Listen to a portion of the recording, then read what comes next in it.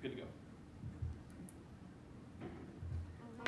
I'd like to call to order the Middletown City Council meeting for Tuesday, October 4th. I'd like to start with a moment of meditation followed by the pledge.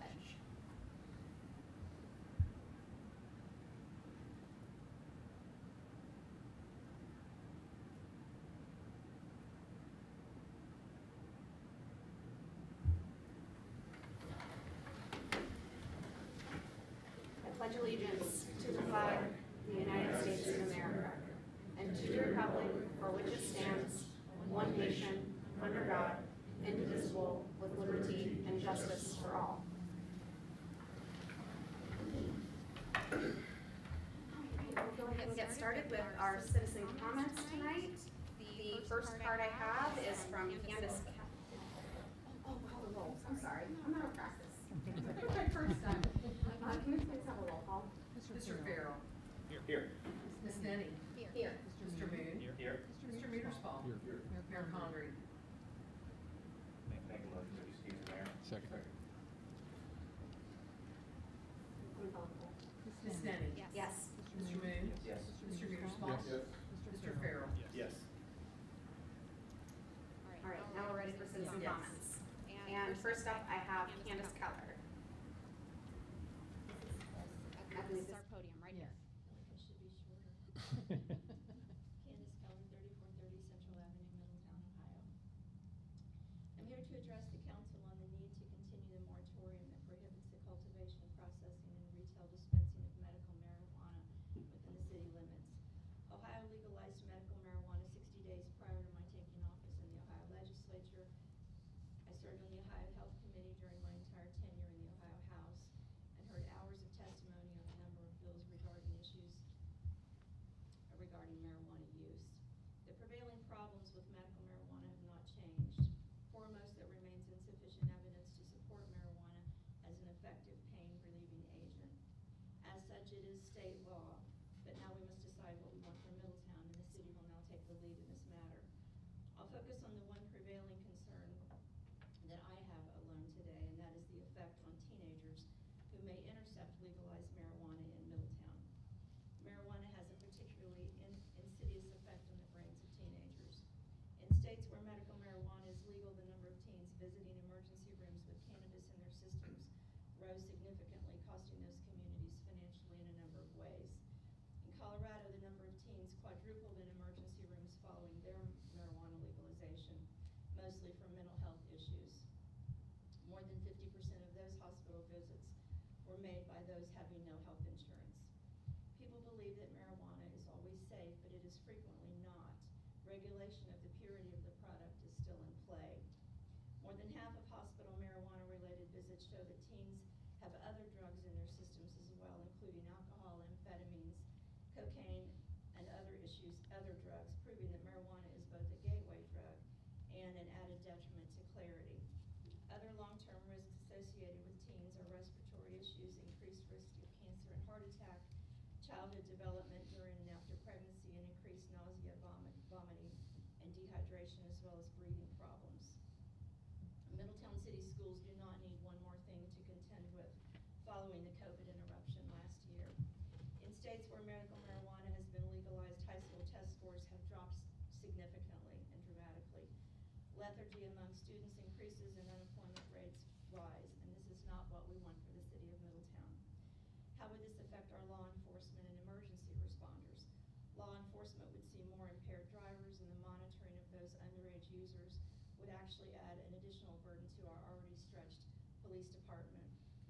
To those who believe that this would increase our tax revenue, it would possibly add millions to our budget. However, money would also have to be expended in other ways. To enforce our law enforcement, we would have labor shortages. There would be more dangerous travel risks. School monitoring would become an issue. There would be an increase in abuse and addiction, and the neglecting of children, and increasing public funding needed for poverty and welfare programs. The black marketing of the drug would fall into a category of monitoring those who fail to pay taxes on their purchases here or go across state lines to get it, breaking the law in their own states. Promoting pot in Middletown sends a mixed message. We say that we want to see the end to the drug trafficking in Middletown, but now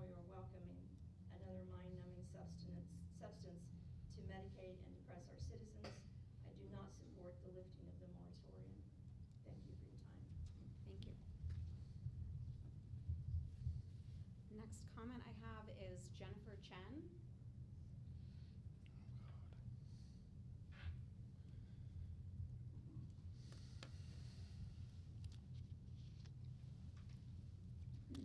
Jennifer Chen, 23 Santa Fe Road. First, I would say I'm appalled to see that you plan to give $65,000 for a historic preservation plan update. The very competent consulting firm that prepared that utterly useless comprehensive plan. I don't know what you're going to do with another $65,000 useless plan that will join the others sitting on a shelf somewhere, gathering dust. If you put out an RFP, I'd like to see the selection criteria. If not, you need to put out an RFP and hire a company that can actually prepare a professional, useful plan. They do exist.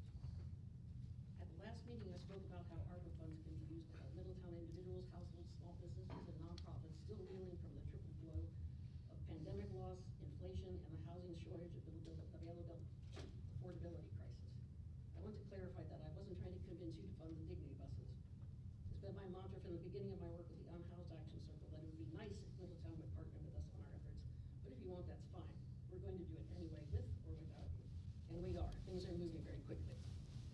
I'm here today also because you're sitting on nearly $15 million of federal funds that were intended to be used to offset the impacts of the pandemic, especially for those individuals, households, small businesses, and nonprofits that have been disproportionately impacted. Those are the people who do low-wage essential work that we rely on every day. Stocking shelves, bringing up your purchases, servers, cooks, dishwashers, people who clean the toilets, drive the buses, care for and teach our children, provide security, answer the phones. It was the nonprofits that went above and beyond to provide for those who needed help, even as donations dried up. ARPA requires that you first identify an impact that affected eligible beneficiaries, design a response to that specific impact, and make that response available to everyone who experienced that impact in that class of people. ARPA funds were also intended to not only help those populations get back on their feet, but to address the underlying health and economic disparities that made these groups especially susceptible to harm. Instead, though, you plan to give millions of these desperately needed funds to out-of-town developers for big development and economic development and luxury housing projects. The guidance and final rules for ARPA say explicitly, at least 10 times, the general economic development projects are ineligible uses of ARPA funds. Uses of funds to generally grow the economy and therefore enhance opportunities for workers and businesses would not be an eligible use because such assistance is not reasonably designed to impact individuals or classes that have been identified as having experienced a negative economic impact. In other words, there is not a reasonable connection between the assistance provided and the impact on the beneficiaries. It also says recipients may not provide assistance to small businesses or impacted industries that did not experience a negative economic impact. The town hall in Manchester again were dead before the pandemic, and dead things don't experience impacts. Finally, it's come to my attention that Central Connections inquired about receiving $2 million ARPA funds for their very worthy expansion and was told to send in a proposal. Yet when I inquired how the Dream Center, which serves breakfast and dinner 5 days a week to as many as 70 homeless and hungry people, and after-school enrichment program, if there was a way that they could get ARPA funds to replace their dead walk-in freezer. They don't have a freezer anymore. I was told there wasn't a way. When you consider where these two centers are located and who they serve, the different responses reek of racism and discrimination. When I brought this to the attention of Mayor Condrey, her response was that the Sunny Hill Community Center is getting $2.2 million to expand and update. I mean, really, that's like, here, you can have this little piece, now we're all done with you. We're just gonna take the rest for our friends. Who receives this money shouldn't depend on who knows who at City Hall. Ms. Chen, I'm sorry to interrupt you, but that's the rest of your time. I also have this for you. This is how to use the funds equitably. It has examples of how other If you'd like to hand communities those to Ms. Gank, she can distribute those out to us. Thank you. Thank you. And finally, I have a citizen comment card from D'Angela McKnight. If you could just state your name and address for the record. My name is D'Angela McKnight, and I reside at 720th Avenue, Middletown, Ohio. The reason I'm here today is I am a resident on the south end of town. I have been calling the police department since May. There's a large group of Hispanics, Dominican Republic, that gather at Douglas Park every Saturday night. I've been calling the police department since May, trying to get this problem resolved. I have left my name, my address, and my phone number. To this day, the problem has not been resolved. There's a sign at the park that says, and I'm gonna leave pictures with you, that says dusk to dawn and no parking on the grass, no alcohol beverage permitted. And also, there's a music order that's not being enforced. I have pictures that I'm gonna leave you. On September the 10th, I called the police department at 10 a.m. And then I went and sat on Minnesota Street to say how long it took. It took 10 minutes, but you know what they did? They rolled down the street and cut the light on, and that was it. The people went back to playing their music. So I called back at a later time, and the dispatcher said it was too many people in the park for them to be able to do anything, okay? So for them to do it. So then when the lieutenant called me back on Monday, he said to me, will you be willing to testify against these people? Why would I need to testify when there's a sign that says no parking on the grass, no alcohol beverage? And we already have these laws in place that nobody wants to enforce, okay? So I have lived on the south side. I am 62 years all my life, and I have seen the injustice of what's been going on the south side. We have senior citizens.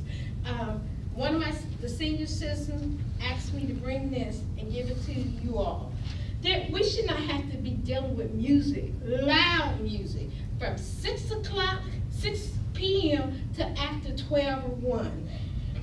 We are at the stage now, we can't even have worship. At Tristone Baptist Church that's on Lafayette, some of their deacons and trustees had to go to a house that's located on 614 20th Avenue and ask them to cut the music down because we're trying to have service. Now, my thing is, I shouldn't have been calling since May. It is now September. And now they have not been in the park the last 2 weeks. They moved to a residence on 20th. So why is it taking this long? Why is it nothing to do? Do we not pay taxes on the south end of town? I am a citizen. Why can't I get something done? You know, so I'm just really, and you know, when the lieutenant called me back, I guess he thought I was gonna get scared. Are you willing to testify? Like I told him, why should I have to testify on something you already have on the books? You know, this is not fair. Every Saturday night on the south end of town, we have to hear the music. I don't know if any of you all come to the south end of town, but I'm guaranteed if this was on the east end, we wouldn't be going through this. So, as I leave, I'm trying to, you know, what if I took this matter in my own hand? It could get worked bad.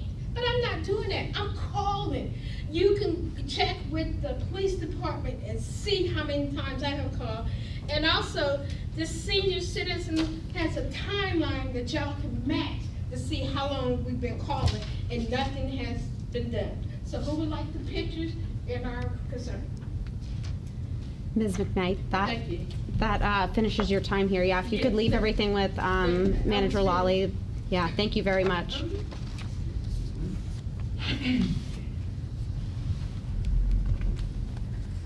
All right, thank you all for coming down and speaking with us. I will now open up council comments. Mr. Muterspaw, since you are the farthest away from me, if you'd like to start. Yes, please. Thank you.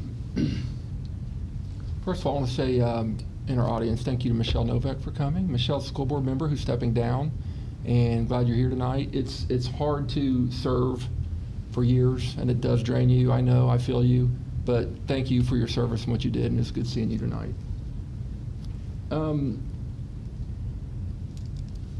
We are going to have a meeting on Tuesday, October 11th at 6 p.m. Down in the police training room, or it might be moved up here depending on the capacity, for the issues with the homeless. This is something we've been fighting for years. So I talked to the city manager and the police chief, and what it's going to be is a meeting just to have community that's concerned. It seems like every meeting we've ever had is generally for public officials or business owners only. This is a meeting for the police officers who have been working these camps, these homeless camps, and out there in the trenches every day to explain what the city is doing and what they're doing. Because I don't think anybody's heard from the actual boots on the ground who are doing the work. And I think that's something we need to do. So that'll be Tuesday, October 11th. I know Rick McCrabb, wherever you're at, right there, I know he's going to do something on it. So we just want to get the word out that they are working hard on what they're doing. It's frustrating for a lot of people. So you run that fine line between taking care and being generous, which Middletown really is a generous city, but helping the business owners too, because they're struggling, they're losing business, and that's their livelihood. So that's something we have to try to figure out.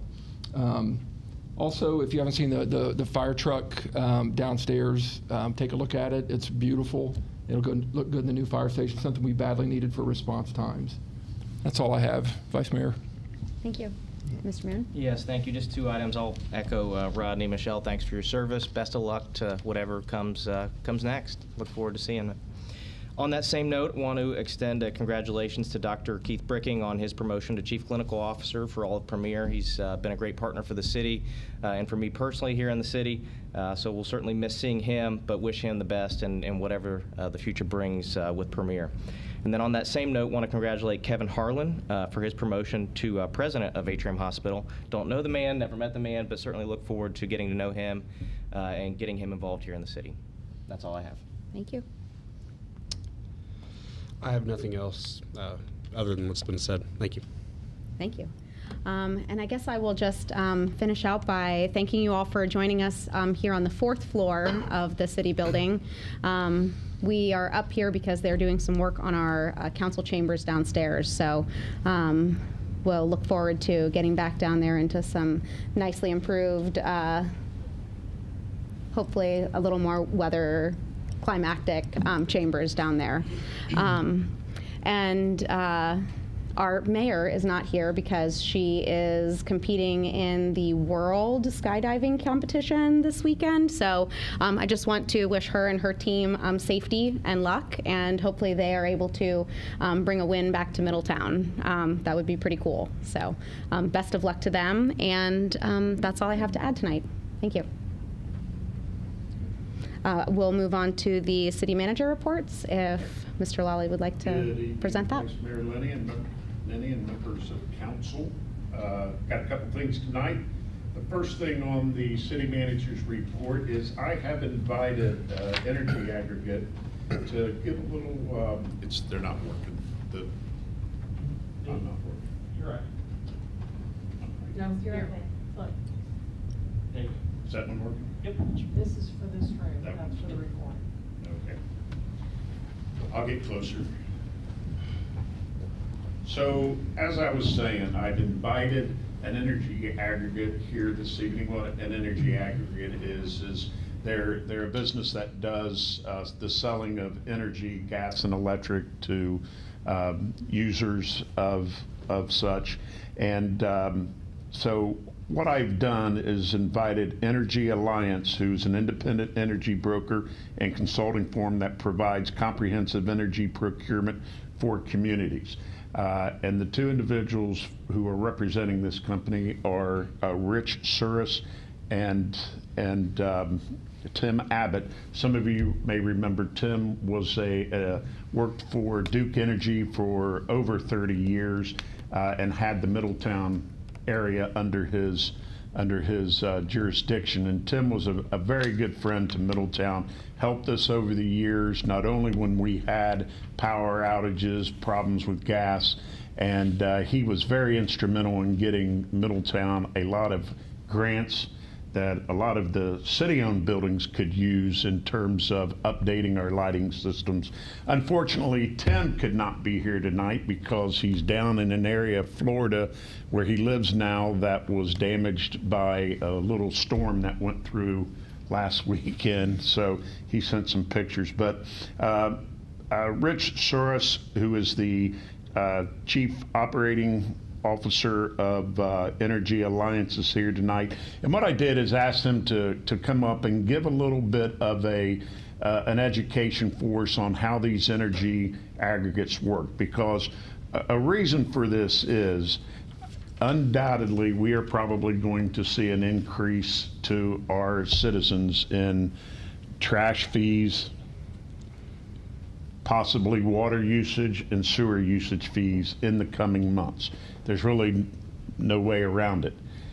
And an opportunity to try to alleviate some of those costs, Energy Alliance and other companies offer programs where they can come into cities and be the energy aggregate for the city, where they reduce the cost for the homeowners significantly, maybe $6 to $8 a month. That is an option for homeowners, especially if we get into where we do raise the refuge collection, water usage cost, and sewer usage costs. So as Tim will explain, if we do get into that, obviously it would have to go to a citizens vote, and he'll explain how that works.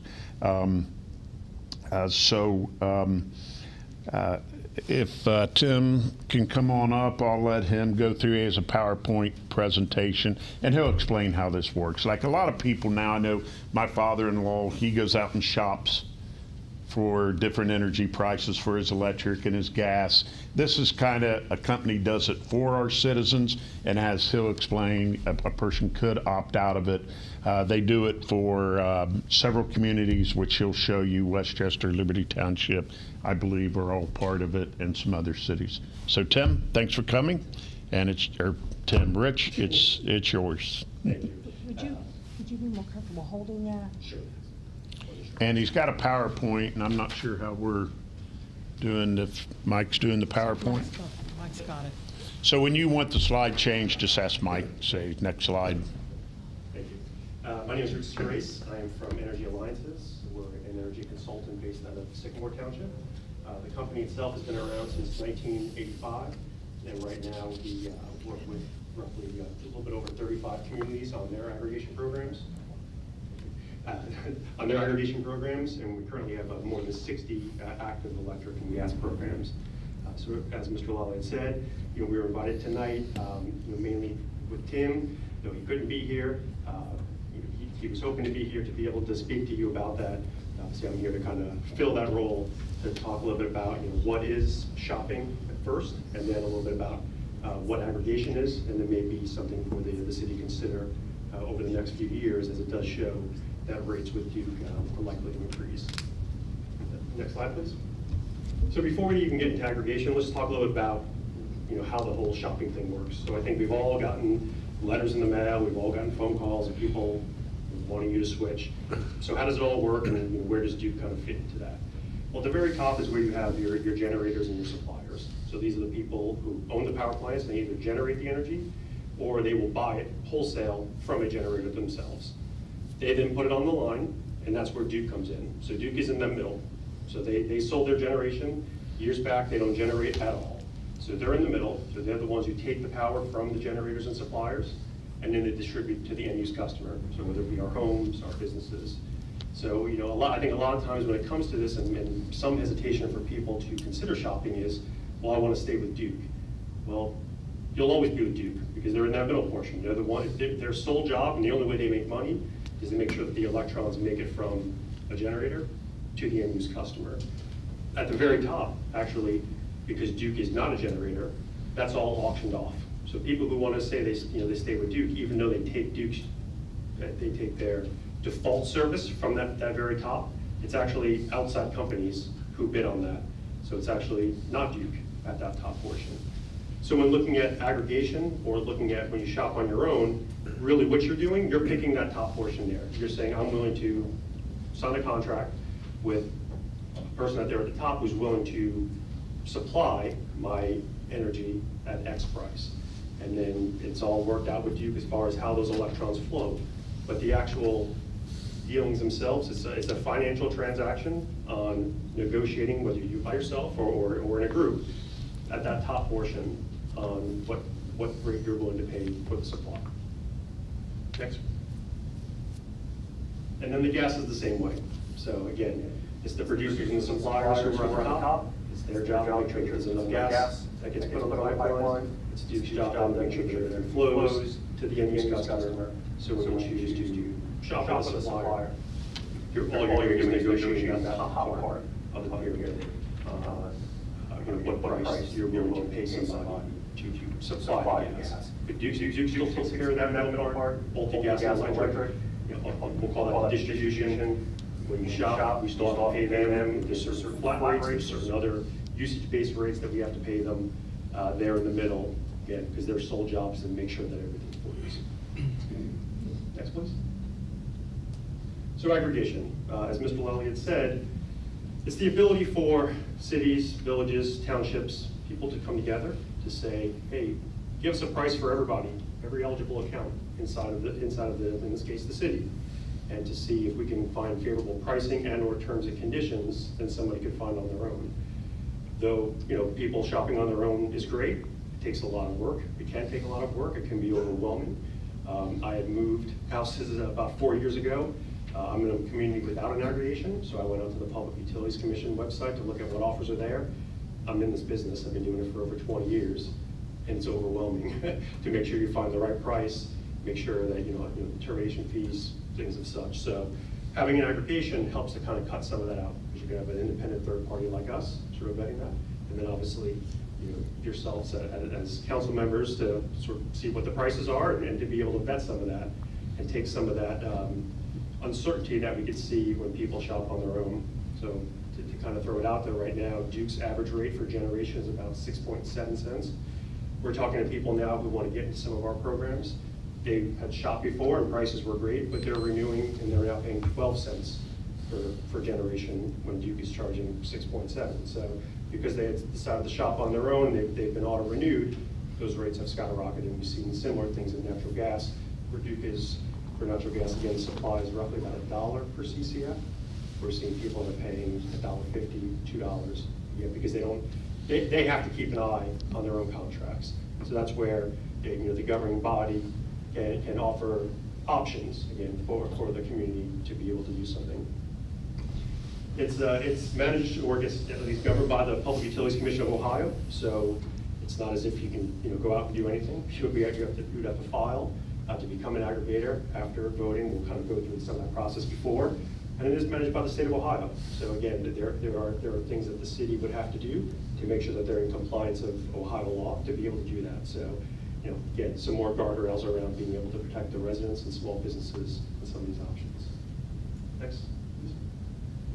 So this is not something new, nor is it something that that doesn't happen around a lot of places. On the left, you can see all the cities, villages, townships that currently have certificates to aggregate, and then on the right side for the gas.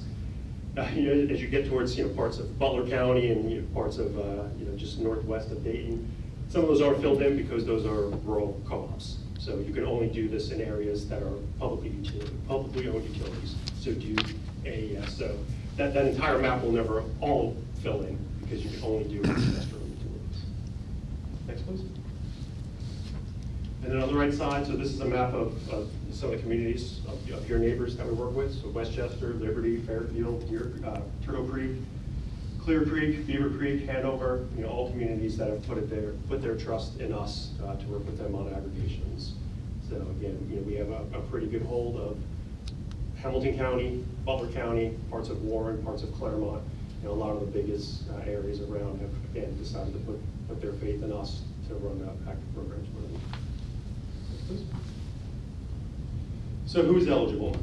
So it would be those who are currently not shopping. So again, we'll take one other step back. What would happen is that this would have to get put up to vote. And so the residents and businesses, everybody will have a chance to vote on it. So it would be put on the election. Obviously, it has to be 51%. And at that point, really all you're asking your citizens for is, do you give us the authority to explore looking at aggregation? It doesn't force you to have to do anything. It just says, okay, again, you have the ability to then talk and negotiate and kind of look through the process. So if it passes, if we were able to go out and run an RFP and find a supplier, there's a 21-day opt-out window. So everybody who is eligible, and those are people who are currently not shopping with a supplier, because nobody knows what they've agreed to. We don't know if they have termination fees, maybe they have a better price, nobody knows. So those people are not eligible if they're currently shopping. Those are on percentage of income are also not, because they already have special rates with the utility, so they're not eligible. And then if somebody has previously opted out of the program, they would not be eligible as well. Looked at the numbers here in Middletown, I would say roughly 75% of residents have done nothing, and they would be eligible for the program if we do that. So roughly only 25% of people have decided to actually shop on their own. So with this 21-day opt-out window, they would get a letter, and it would say the price, say the terms, and who it is. It would come with the city's letterhead, as well as the supplier, laying out all the terms and conditions similar to people would shop on their own, and gives them 21 days to opt out. Why 21 days? Well, that's how the laws were written a while ago. Why is there an opt-out window? Because when these first started, nearly 15 years ago, there were termination fees, so it was this idea of giving people the chance to opt out. The programs we run do not have termination fees, so people can come and go as they want. If they decide to not opt out at the beginning and then get out later, they can get out. If they're shopping, the time the program starts, they can always opt in. There's no fees for that. But right now, the way that the Ohio law is written is there's still this 21-day opt-out window of those who are eligible to get a letter and then to see what the terms and conditions are and if they would want to get out. Some of the questions are, that come up is, well, why opt out versus opt in? It's economies of scale, right? So I used to work for one of the retailers, and it would cost us anywhere from $120 to $500 or more cost of acquisition for an individual person. Because if you were going to send them mailers or do any of that kind of stuff, it's a lot of money. Whereas when you do an opt-out, it's pretty much, looking at the number of people here in Middletown, is that we'd be able to bundle together, go to a supplier and say, hey, we can bring you 18,000 people in one suite. So their cost of acquisition for that is very cheap. And at that point, they're willing to take their margins down very thin. So that's why it's an opt-out, because it gives the ability of, again, economies of scale, comparing them having to price in other things of trying to go out and acquire people to opt in. And as I already said, roughly 25% of people have done something, here in the city. So even if there was an opt-in program, the turnout would be very low, right? So even if you would offer a great price, we typically see that people choosing to do something is on the lower end. Next, please. So what changes and what doesn't? Well, for the most part, really nothing changes. You would still get a bill from Duke. Duke would still take care of the power outages. They'll still make sure that everything flows.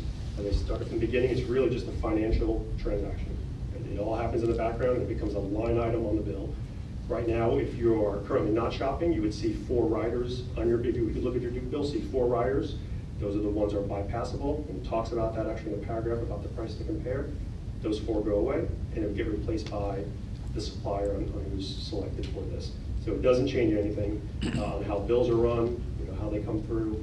Those who are on budget billing doesn't change. Duke will still handle that. So again, this is a very seamless process for those who are in the program, because it's made pretty easy to do that. Next, please. So the aggregation is beyond just price. So as I said, there are lots of people who want to offer people deals, but those terms and conditions can be iffy. There could be big termination fees. So it's beyond, again, just price. It's an option that you can give the residents to be able to do something. Those who have chosen not to. Again, we're able to vet, look at the T's and C's and make sure that those are clean. We have communities who decide to use part of this for sustainability goals. We have some people who they have 100% renewable energy, or they have a renewable energy opt-in portion. So it would be the base price, and we'll call it brown. And if those people who want to opt into renewable, that's sort of a side piece, is a small premium to that, but there's different ways we can mix and match the programs so that either the city and or people can meet the different goals that they may have. And again, as the market condition changes, it offers some stability. Duke's rates from last June to this June went up about 15%. And as I talked about from the beginning, there's those auctions. Duke ran an auction last week, and right now, they only procured 20% of next year's price. That price was over 11.5 cents. And as I said, right now, the price is 6.7. So though they still have more to procure, the signs are showing that energy costs are going up. So again, this is a way to be able to offer some stability as an option to residents to be able to level out energy costs, as well as, hopefully save as well. Next, please. So what it is, it's a value to the residents and the small businesses. So, only 65% of electric accounts choose to shop in the entire state. That's from the Public Utilities Commission. So even though there are abilities to shop, many people choose not to. But you do see from the Public Utilities Commission, most of those who are shopping are through aggregation programs. So that shows that they have, trust and faith in their elected officials to kind of help vet and go through this process to bring an option to them. So, there definitely is power with that. And it, gives you certainty, at least on the gas side. So Duke's gas rate is variable, it changes every single month. So you have no protection at all for the summer. So the price for last year and the year before, they were cheap, right? They were well below 70, 80 cents. Duke has not been below 97 cents since last May. And all signs are that they're going to be well above $1 per CCF into next year. So again, these costs are just continuing to increase. And with it being variable, no protection at all. And so, that's where the aggregation is able to offer some of that protection that you can find potentially a fixed price for, say over the winter, to be able to take some of the risk out of the hands of the residents. Please. So what it's not mandatory, right? So people can opt out. Even though it's an opt-out program, people can get out. So there's no cost to them. We'll say it's not always the best or the cheapest option. So if we offer a 2-year deal, even though that price would be fixed for 2 years, it's no different than going and filling your car with gasoline right now and saying, well, is it going to be cheaper or higher next week? Well, if the price goes down and you can get it cheaper, well then you go buy it cheaper next week. So it's the same thing. There's always, potentially cheaper options out there, but that's why we have it with no termination fees, so that those who want to potentially look at lower options, they can do that, with no risk. But it's the idea at the time that the program starts, that's a fair, competitive option compared to Duke, as well as being very competitive to what's in the market. Next, please. So just really quick with the timeline. So as I said, it would have to get put on the ballot. So you have election day. I'll assume at this point, the earliest you could even consider doing anything would be next November, because I don't think you guys have anything coming up in May. I don't believe so. Maybe not, but likely next. So 30 days after the election, obviously when things are certified, it's during that time that we'd be able to work on putting together your plan of governance. So that defines what the rules are on how the plan works. Our suggestion is always you take the kind of boilerplate cookie cutter one from the state, and well, not from the state, but that the state has approved multiple times, and you sort of go with that. If you get too particular with what you want to do at that phase, well, if you change it, you got to go back to the voters, because and go back and do it again, because they're obviously voting on certain things. So you've got your plan of governance. 60 to 90 days after that, and again after the elections have been certified, you have to hold 2 public hearings. So that gives you the public a chance to kind of learn more. What we find most times for those is it's Q&A. And we'll come and we'll hang out. You have to do it for, you stay as long as you want, but most times they're set for an hour, but there's been times I've been there 15 minutes and times I've been there for 3 hours. A lot of times that's where the public is very kind of engaged on asking questions and wanting to learn more. Even if it's about their own bill, if they're shopping. So that's 60 to 90 days after. 3 to 4 months after is typically when we would go out to bid, because by that point, we went through all the earlier beats of the election, of holding the public meetings. We could then go out to bid, and usually roughly 4 to 5 months after the election is when a program would start. Again, because of all these different regulatory gates and other things that have to happen, it does take a little bit of time to kind of get there. Next, please. So a big part of what we do is ballot awareness. If you decided to put it on the ballot, it would be things where, come up here 100 times if you want. We find that the more you do ahead of the election, the more successful the program is, because then a lot of the questions have been answered up front, and people then know at that point what they're actually being asked to vote for. So we definitely see higher turnout, and we see higher votes for yes when we take a lot of time up front to do that, and that's something that we can help out with. We can do that through newsletters, postcards, helping out with social media posts, and again, presentations to be able to have plenty of Q&A with the community. Next, please. So why us? Well, we consider ourselves to be a full-service consultant. And so we may have some who come in, give a price, maybe do some service. We help out with all the regulatory stuff. So we have all the documents that need to get done. We do that. We obviously will run the RFP, so we'll manage that whole stuff. As I said, I worked and ran a business for one of the suppliers for years, so I know a little bit of what's behind the curtain. So I think that gives us a little bit of advantage to kind of know what to look for and how to deal with that. Again, making sure that we work with the suppliers on the opt-out materials, all those other pieces. We give out quarterly reports. So every quarter, the city manager would get a quarterly report on how it's going. So it's not as, again, we'll do something and then disappear. Every 3 months, you will see how is the program doing. And that keeps us honest, as well as keeping us look at the programs. I mean, we've had communities where, I'll share, like Miami Township in Claremont County, was about 6 months into their deal. How they use energy was a little bit different than the supplier initially had thought. So that program actually, again, being honest, went underwater about, started to look like it would go underwater about a year in. So we went back to the supplier and said, let's renegotiate this thing. And we did, and turned it around. So right in the middle of the program, we went back to the supplier and were able to negotiate it because the market had changed and sort of how things were going. So I think, for us, the reports are very key. Again, keeping us honest, as well as keeping everybody in the loop on how the program is doing itself. Then we do, again, we're fairly local. We have allow residents to call us in the office. We have chat on our website. We have email. We try to make it very easy for people to be able to reach out to us to ask questions, whether it's about this program, and people will call us and ask us about, again, shopping in general. We just become sort of an energy support for the city itself on anything related to that. Next, please. So if I leave you with anything, I would consider getting certified. Okay? Because right now, since you are not, there's not really much you could do at all. But at least the idea of getting certified is that if the market is right and the time is right, you move forward and do something. The city of Beaver Creek, for example, that is now has an aggregation, they've been certified for years, and they didn't do anything. But then finally came time for them to do it, they acted quickly, and they've been saving their residents a fair amount of money. So again, as we saw, there's a fairly lengthy timeline, especially now we're a year away, a little bit over a year away from the next election. So it's about trying to plan ahead and to be ready for when the market, again, offers itself the opportunity to do that.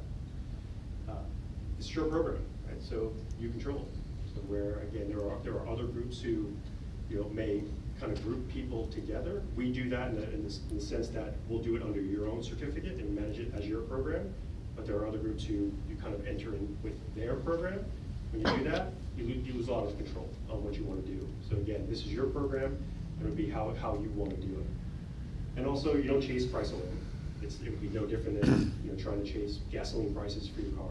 We make the best decision we can on what we know at the time to try to bring competitive offers and favorable terms and conditions, and obviously continue to watch it to make sure that it works out for the residents. But it's not just about price alone, because over a 3-year deal, likely at some point, someone could shop and find a lower price, no different than driving across town to find lower gas. So else it's more about the entire program, the entire value of the program itself. I believe that is it. I have one question. How do you all get paid? Are you a contractor for the city and the city pays you, or do you get a commission from the energy? Okay, so there's not an extra cost associated with the city doing it? Correct. Okay. No cost to the city, no out of pocket from, it's all built into the price. Great. Okay. Thank you, Rich. Appreciate the education, and we'll discuss it further with council to see the path we want to take. If anything, I think it's good education for our citizens on how they can be consumers of their energy needs, and we'll be in touch with you. Thank you.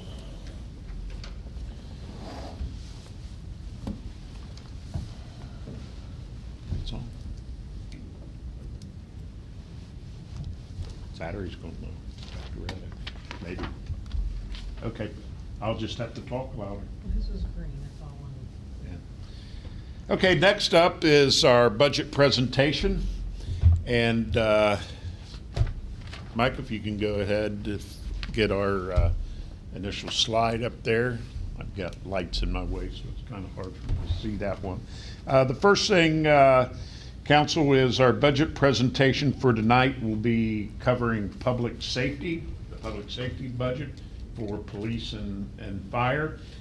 Before I begin that, I want to give you an overall look at what we're bringing for the 2023 budget. Tonight, as I said, will be public safety, and then on our October 18th,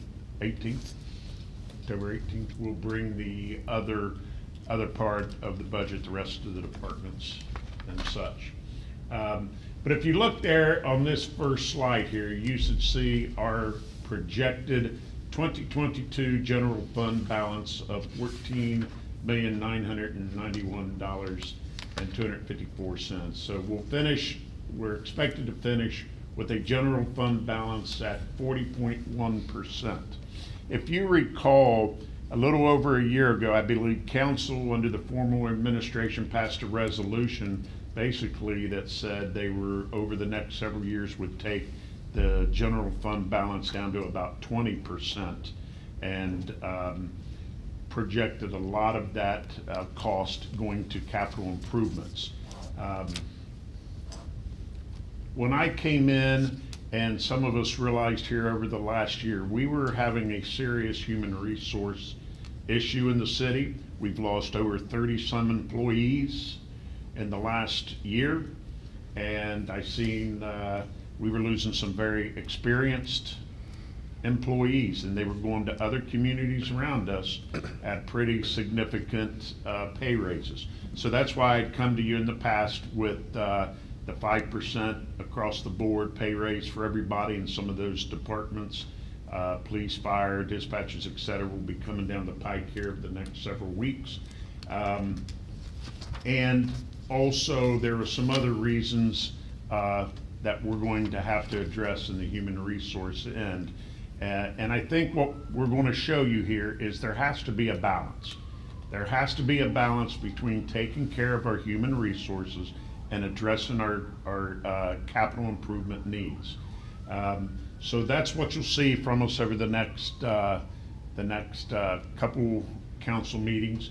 If you see here, our year-end 2023 budgeted is at 11 million, so that does take it down about $4 million, 3.9 million, so approximately $4 million, and mainly that will be due to contractual obligations, further contractual obligations with our collective bargaining groups. It will be also due to personnel additions in some of our departments, because not only are we seeing issues with pay, but especially in our police department and our fire department, our overtime costs are astronomical. Our police officers and firefighters are being hit pretty hard with mandatory overtime, and there's needs in areas that have to be addressed. For example, one of our biggest complaints in the city is dealing with nuisance abatement issues. We don't have enough nuisance abatement personnel to go out and cover things as we need to get some of these areas in the city cleaned up. So that's what you'll see we're asking in some of these personnel additions.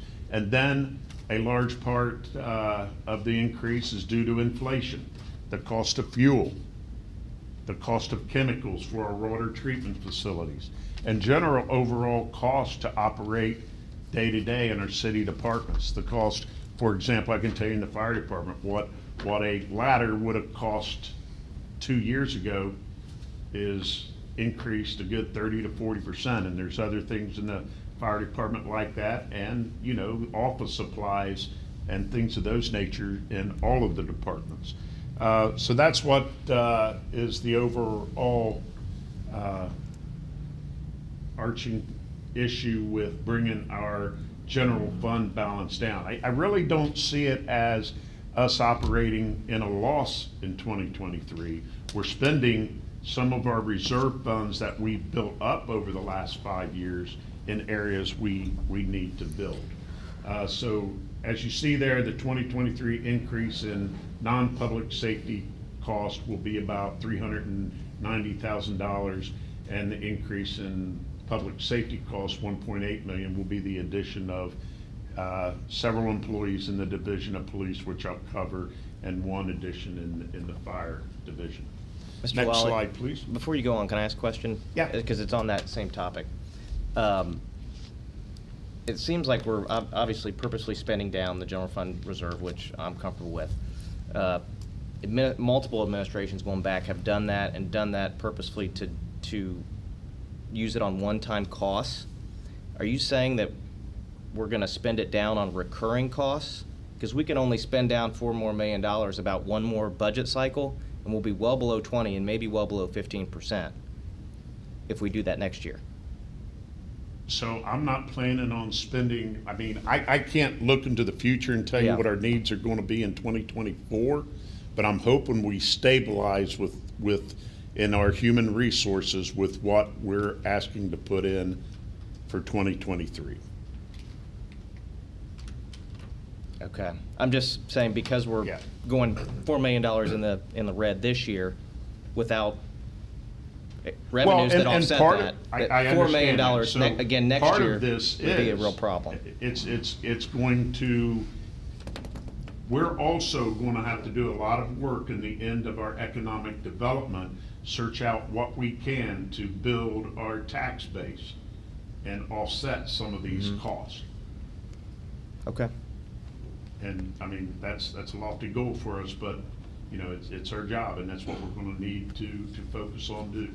I guess Okay. to that point, I understand your concern, because if we are not able to offset that cost in future years, what do we do with these officers that we've hired? What do we do with this increased staff that we have committed to if we can't afford them in future years?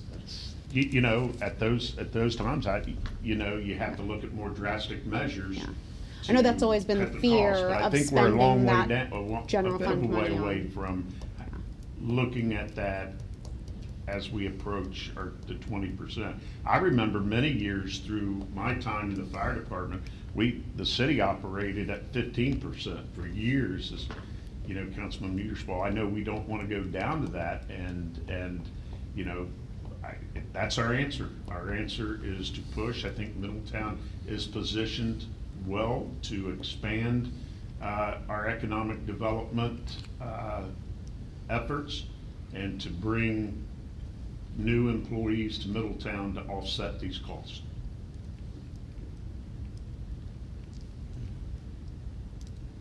Next slide, please. Go ahead. Sorry. I'll ask my questions at the end. Oh, okay. So just a quick summary of the public safety divisions. So in the Division of Police, our 2022 budget is $13.3 million. With our additions of personnel and inflationary cost in the Division of Police, the budget will, 2023 budget looks like 15.1. That's a 13.4% increase. And in the Division of Fire, we'll go from 10.9 to 11.1, which is about a 1.6% increase. So how that works out in these divisions in our public safety department, there will be a new traffic officer but that will be funded by the courts, so there'll be an income tax transfer to be reduced in 2023 after the 2022 actual budget is balanced is known. There will be 3 new school resource officers, which will be funded by the Middletown City School District. And there will be, what we're planning for in 2023 is the addition of 3 new patrol officers and 1 new dispatcher. And actually, you'll see later that we'll actually have 4 new patrol officers. Through the reduction of 1 police major will cover the cost of 1 patrol officer who will be assigned to our narcotics division. Our Division of Police collective bargaining agreements that I mentioned that are in place account for a 3% pay raise in most of those areas there.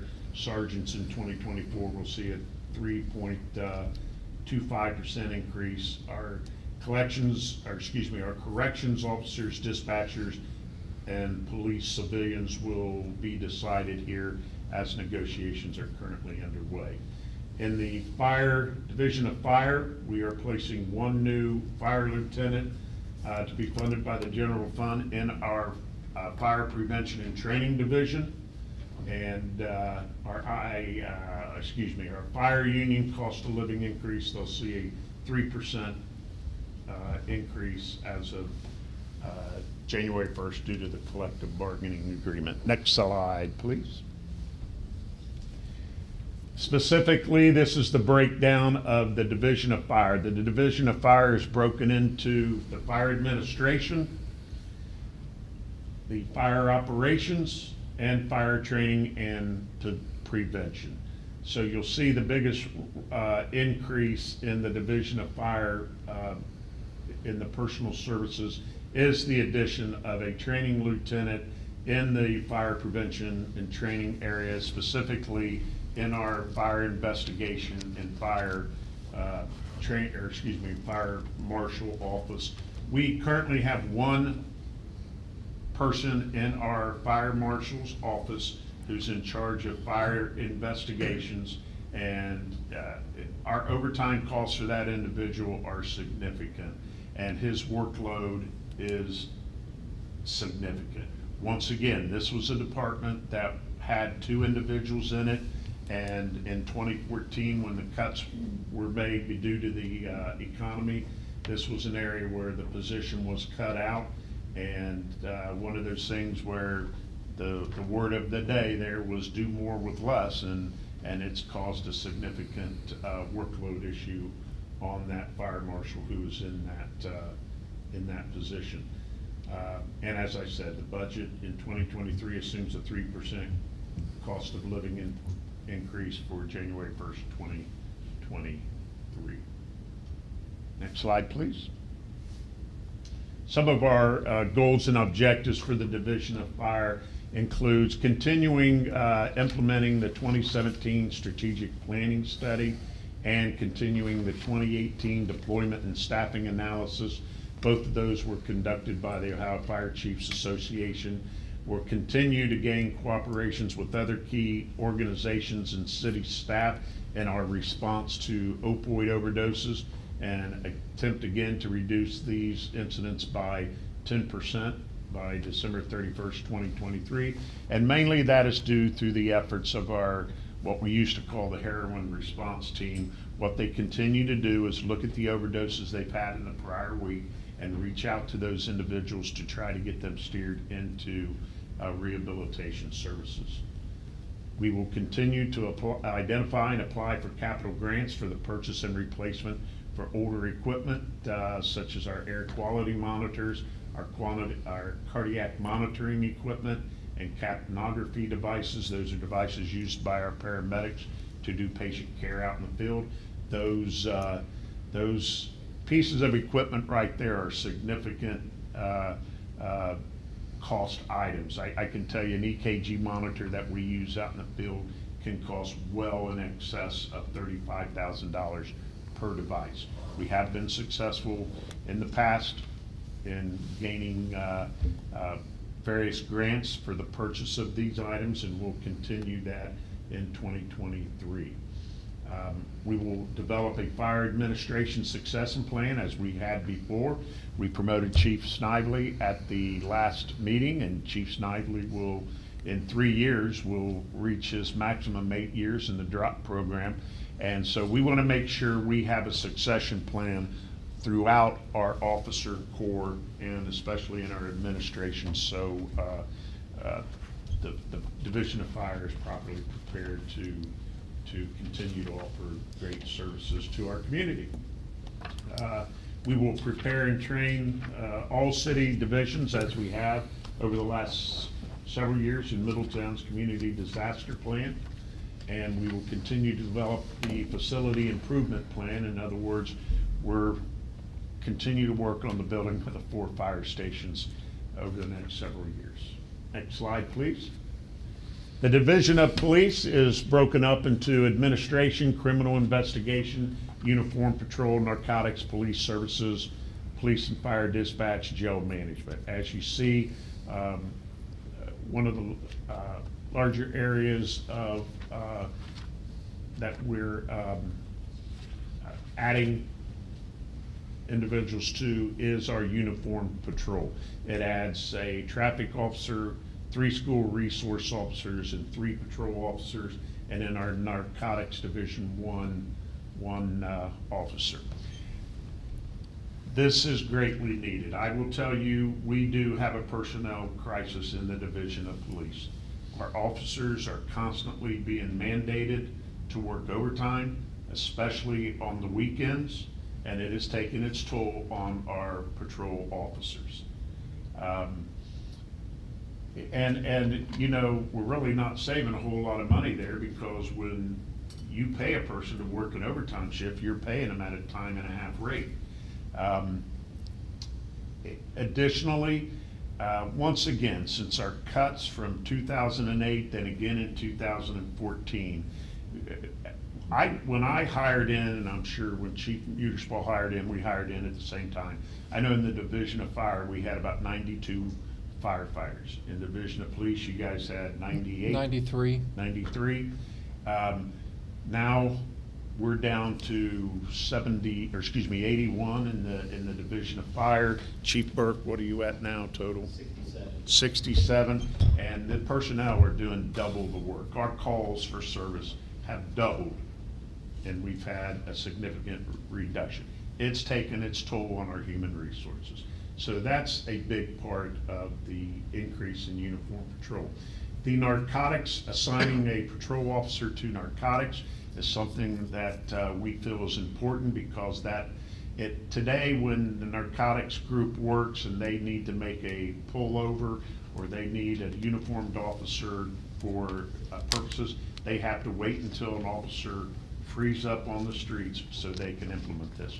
I will tell you, back in the heyday of the opioid epidemic, and it's still bad today, but back in 2017 and early 2018, when it was off the charts, the city manager at that time had a big heroin summit that many of us attended for weeks out at Atrium Medical Center. And while a lot of the things that came out of those programs, or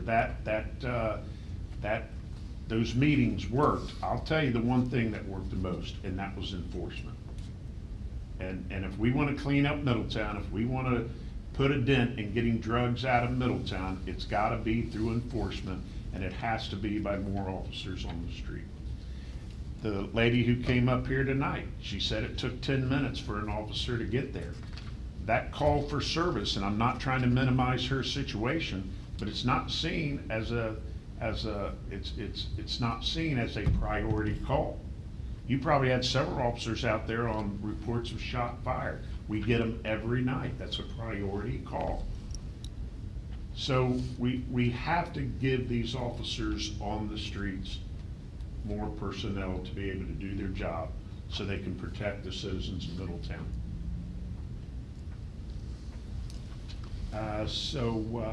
Can I ask a question real quick? Yeah. And this may be more of a question for Chief Burke, but are we fully staffed with what we have budgeted right now, as far as? They are down positions, and I'll let him address that specifically. Now, currently, we're at 3 vacancies. We did interviews today. I'm calling a couple in for some good additional officers tomorrow. But yeah, we're at a breaking point. I have 6 officers on days, 7 on 311s, and 6 on midnights. We really can't go any lower. We're at a position where we have an option of either terminating detectives and putting everybody back on the street, or narcotics. We are really at a breaking point. We had 9 overtime slots last week alone. The officers are getting held every other day. We are at a breaking point where we definitely need help. These officers are going to go to other cities, which we've seen. They're going to get paid more, and they're going to work less. So we're doing all we can with the manpower we have. Recently, I had to pull back COP and the traffic officer to cover the street. So we are at the breaking point. Thank you, Chief Burke.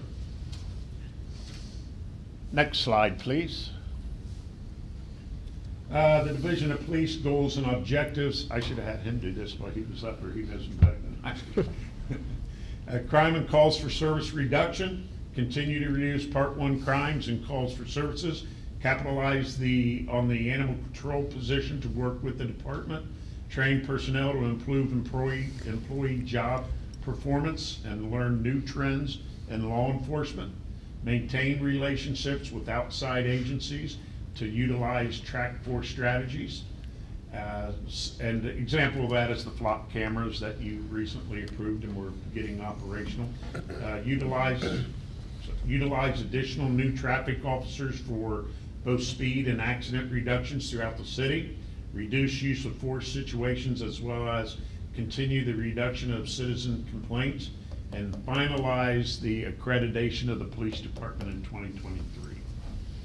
Next slide, please. Staffing changes that we've discussed here so far. So in police administration, they'll remain at 5. In criminal investigation, they'll go from 13 to 12, and that's the reduction of the major's position. Narcotics will go from 6 to 7 personnel. That will be the uniformed officer that will be assigned to narcotics. Uniform patrol will go from 53 to 60. That includes the 3 that the Middletown City School Districts will reimburse us for. And police services will be in at 5. We're asking for the addition of 1 dispatcher from 16 to 17.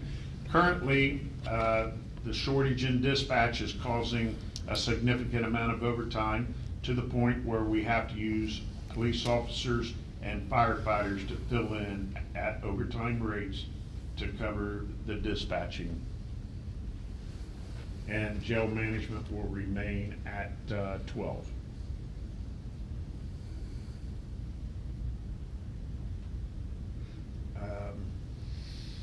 You can see the numbers there in fire admin stays the same at 3. That would be the chief, the assistant chief, and our administrative assistant. Fire operations will remain at 77, and in fire training and prevention go from 5 to 6, which is the personnel increase in the fire marshal's office. Next slide. And that's all I have for the presentation of the public safety budget. If you have any questions, I will try to answer them this evening. I have a question, maybe for Sam. I know we've been tracking the monthly revenues with our monthly expenditures, or the monthly finance report.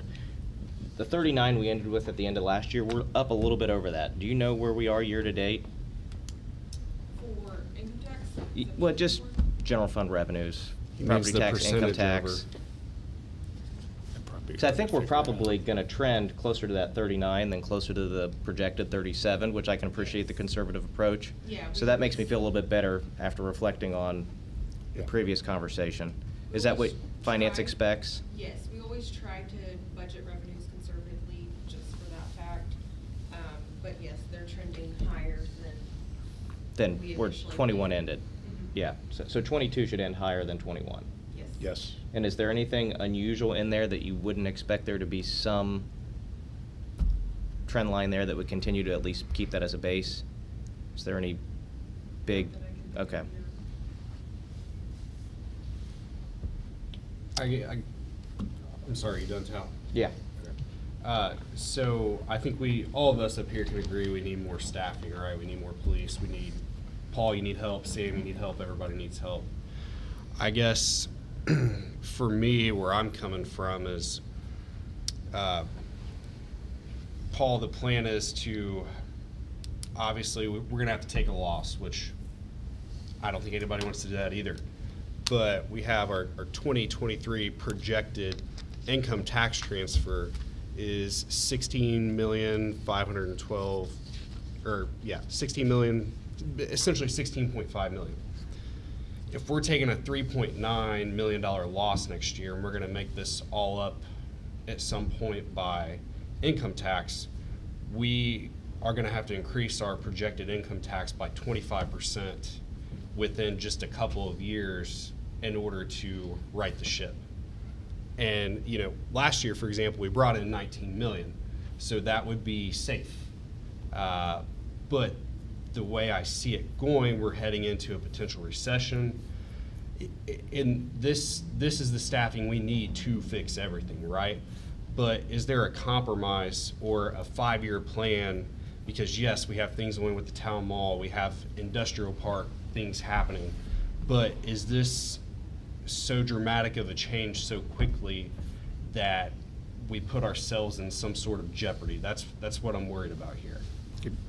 I understand that concern, but I think the benefit for what's going on with our human services outweighs the risk. I think I think we're going to have to, we've got some things on the horizon, economic development rise, that I think will help us stabilize this out. I'm very encouraged by that. With that said, once again, it's tough for any of us to predict the future, but I think if we continue down this route of not shoring up our human resources, we're gonna have some catastrophic failures. Question on the SROs. Are those funded by the schools? The 3 of the 6 of them are. So has that cost been taken out of Not the yet. expenditures? Okay, so that's a couple Not yet. $100,000 Correct. there. And the other thing too is, let me explain this too. Those costs and all the personnel increases, for example, you'll see our healthcare cost increased. Those assume the worst case scenario in terms of all those employees taking the highest cost health plan. Now, generally, we know that that doesn't happen. So for example, because most guys and girls who come into the police and fire service are young and generally don't take the family plan. What we budget here for in a lot of these personnel costs are the worst case scenario. So we can see, once again, those costs come down significantly, as much as, should I even take a guess, 200,000 to 300,000? So let me ask, so are the schools paying for 100% of the salary of those SROs and the insurance as well? Yes. Okay. So I guess the thing that I see with that is our goal for next year is to hire 8 more police officers, correct? In the field, or am I wrong about that? Well, that 8 would include the 3 school Okay. resource officers and the 1 traffic officers, which are going to be funded by other funds outside the general fund. Right. I guess what my worry behind that, which I'm no operations person in police, right? But if we're gonna hire 8 new officers, that's gonna put more veteran officers into the schools, right? And then we have 8 new officers coming in, and then we still have to Well, fill- not necessarily. I don't want to comment on how Chief Burke Right. Does his staffing. I can see Right. if he can answer that. Yes, usually younger officers do work the patrol division. That's just where you start out in patrol. In reference to the part-time school resource officers, the school pays 75% of that. We only pay 3 months while they're back with us in the summertime, Okay. covering for vacations. And then the 3 new school resource officers are fully funded 12 months a year, plus $8,000 each for a cruiser. So they're completely, so all we're asking for is 4 additional officers, 3 patrol officers and 1 for narcotics. The others are paid for either by the school or by the courts for the additional traffic officer. Okay. So yes, usually when you start out, you don't start out in detectives. You have to gain some knowledge. You start in patrol. But with the officers we have on patrol, we kind of have different officers that enjoy working 3 to 11s or midnights. So we kind of able to spread out some of the seniority. And also you understand that there are supervisors on the street who respond to your more serious calls and field training officers who are there. So, an officer generally, once they hit the streets, takes about how long to ride alone? So they have a FDO program. It's usually 5 months. We do have an officer now that came from another department. She'll probably go through with 3 months. But it's usually a 5-month training process with a field training officer, and then when they're done, they're by themselves. and they're on probation for 1 year. Thank you. Yep. Thank you. Any further questions?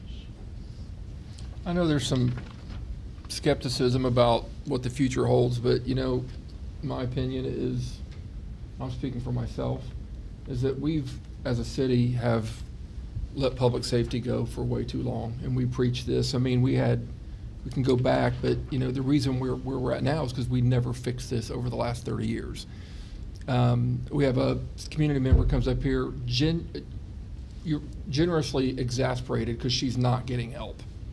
And I'm telling you, the reason you're not getting help is we have 6 officers on 311s working in a city of 50,000 people. And I don't know who told you that you know, the officer, a dispatcher told you an officer can't come because there's too many of them, too many people. Well, that could be true, because if there's one officer working that area and there's 25, 30 people out there, trying to get some cover back up there is really hard. I had a call from a police chief today. I haven't even talked to Chief Burke about this. Police chief today, who one of the Middletown officers used me as a reference for a job to leave. And his chief called me today, asked me about him, and I'm like, can you tell him no so we can keep him here? We can't, but that's what's, and the officers are just, the chief's right, they're getting held. I think they held 4 on Sunday. 4 people that work midnight, some work day turns. I mean, and when you do that 2 or 3 times a week, you just can't cope with it. And so I apologize for what you're going through. I really do. I mean, that sucks, and I hate that for you that you've been, but in defense too of the city and the police department, I do know that they're just so short of people. I'm not saying that's justifying it, but they really are working short. And it's been like that for years because we've never fixed it. We've never fixed it. And it's nobody's fault. It's just that was the thing for years. It's if we didn't have the money, we didn't want to take those risks, and I get that. So I'm not going to fault prior councils. I will fault prior city managers because we've argued with them over and over and got no help from them. So this city manager is trying to do what, in my opinion, do what's right and get us the personnel we need. And it is a risk. And my fellow council members, they're right. It's tough when you look at the numbers like, man, are we taking that risk? Because then you do run the fact is if we run out of money, then you have attrition where we don't, when they retire, we just don't replace them. And we don't want to do that either, but we have to do something. This city's just in desperate need of public safety personnel. We have to have it. So I'm on board 100% with it. I know it's a risk, but at this point we have to do something. And development services, our news and abatement's kind of in the same boat. Like I said, our biggest complaint really at the city building, the calls I get is areas around town that are just in shambles and they want something done, and all the hoops you have to jump through to answer those calls is very tough for the number of people they have in development services in that particular area. Well, and I think we have 2 budgeted for that now, or is it 3? I think they have 5, correct? 5. Well, I mean, like this current year. I know it's 5 going forward, but I think it's 3 this year or 4 this year. I can't remember. But a month ago, we only had 1 person, correct? Well, because 4 of them people left. One guy came in, worked 1 or 2 days, and walked out. Oh, yeah, I know. You know, and then they had a couple out on injury. So Right. then that puts a large load on 1 or 2 people. And that's why we can't get the city cleaned up, right? I know. It's part of the reason, yeah. Well, yeah. Well, exactly. it's you know, we had 600 employees here a few years, 10 years ago. Now we have 300 and something. How can you operate a city of 50,000 people with half the employees? And you can't hire them all back at once. Can't do it. But we have to chip away at it, and we need to do a better job of that. And I think we are. We're trying.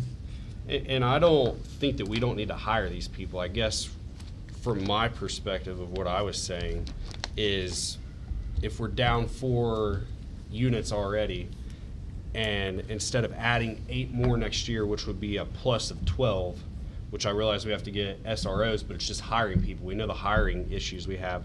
Is there a 3-year plan that we can create to get up to these numbers while trying to cut and limit the amount of, I know you don't see it as a loss, but spending down our general fund? I guess I would be more comfortable with a long-term, a little bit more of a long-term sustainable plan. We're working on a long-term plan, yes. But once again, we got to put a tourniquet on this and stop the bleeding now.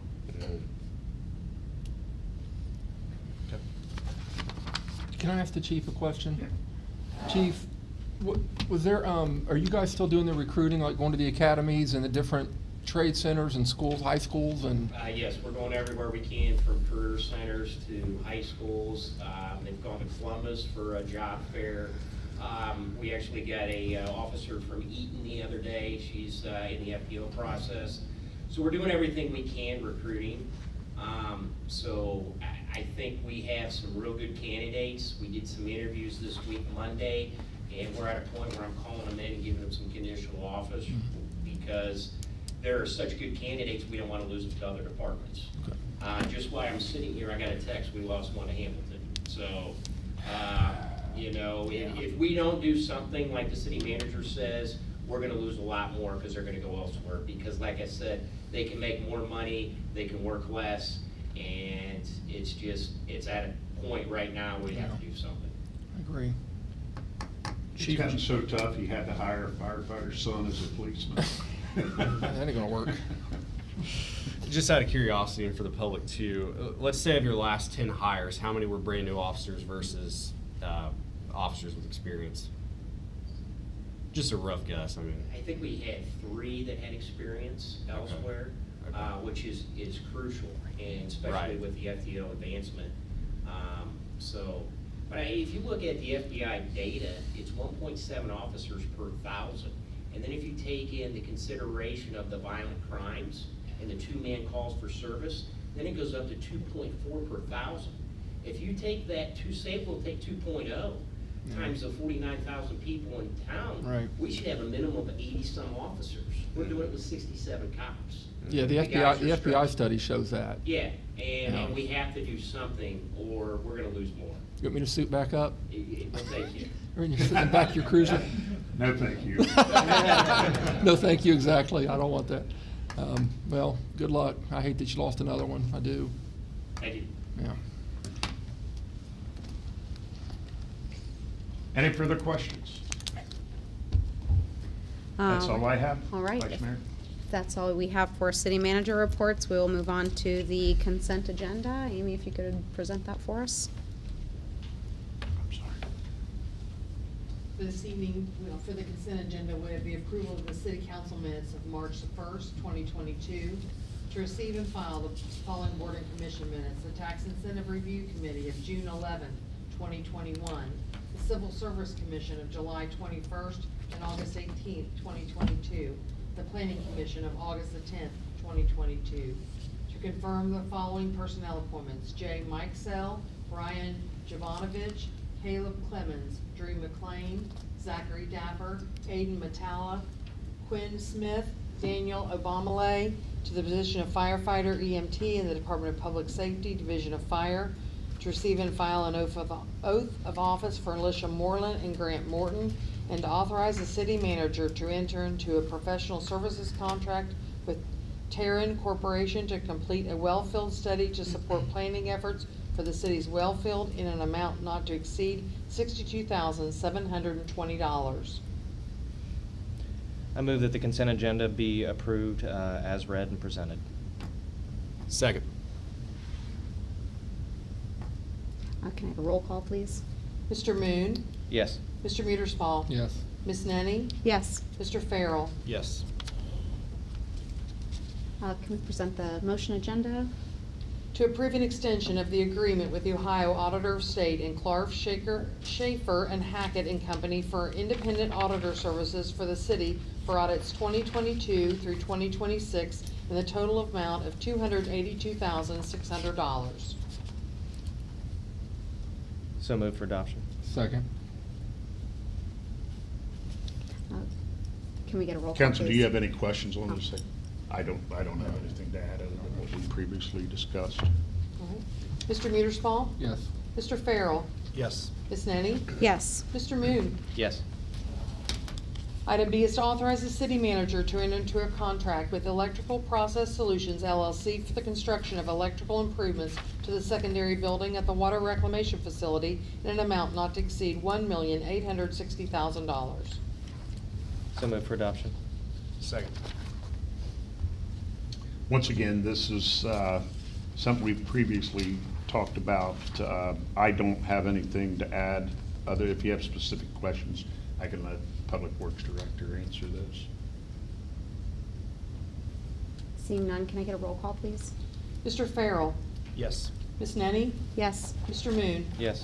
Mr. Meterspaugh. Yes. Item C is to receive, file, and accept the Tax Incentive Review Committee's recommendations. So moved. Once again, for Can the. I, can I get a second? I'm sorry. Second. This is what, some of the Turk stuff we talked about at the last council meeting. I have nothing to add. What's in there? Any comments from council? Can we get a roll call, please? Mr. Farrell, Yes. Ms. Nenny, Yes. Mr. Moon, Yes. Mr. Meterspaugh. Yes. Item D is to approve a professional services agreement with Bricker and Eckler to be effective October 1st, 2022, to continue to provide law director services. The services shall be billed at a blended rate of $275 per hour as needed. So moved for adoption. Second. Council, this is to consider the extension of our contract with Bricker and Eckler for another year. We have a significant amount of ongoing litigation going on and legal services that have extended from when I first came in March. I have a very good working relationship right now with Bricker and Eckler, and I think to make any change in 2023 would hamper our ability to proceed in a lot of continuity in a lot of the situations we have going. I'll just add that I feel like they've always been very responsive to any of my needs and questions as a council member, so I just want to put that out there and thank them for all that they do for the city. Ben's always been nice to me. So far. It's early. Still my first year. Yeah, yeah. Second year it's over. That's right. Can I get a roll call, please? Ms. Nenny, Yes. Mr. Moon, Yes. Mr. Meterspaugh. Yes. Mr. Farrell. Yes. Item E is to authorize the city manager to enter into an agreement with McBride Dale Clarion to update the city's historic preservation plan for a project cost not to exceed $65,000. So moved. Can I get a second? Second. Okay, once again, I don't have much to add here. If you have specific questions, development services here that can answer any technical questions you might have on this. When was the last time we performed a historic preservation plan? 1980. 1980. Okay. 1980. I would imagine that some things have changed and there are some updates to be made to that. Absolutely, a lot of updates. Yeah. Yeah. A lot of additions to the historic district, and especially in the last year or two. Yeah. It's much needed. Now, will this be like a geographic analysis as well as sort of looking at all of the new regulations for the historic preservation?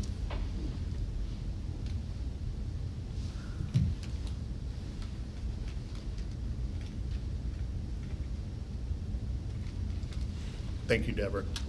I don't like to answer questions I don't know a lot about. Thank you, Deborah. Thank you. Good evening. McBride Dale Clarion is the consultant that we worked with on our comprehensive plan over the last several years. We have an established working relationship with them. There were the Oakland neighborhood, was not a conservation district the last time that our historic preservation plan was updated.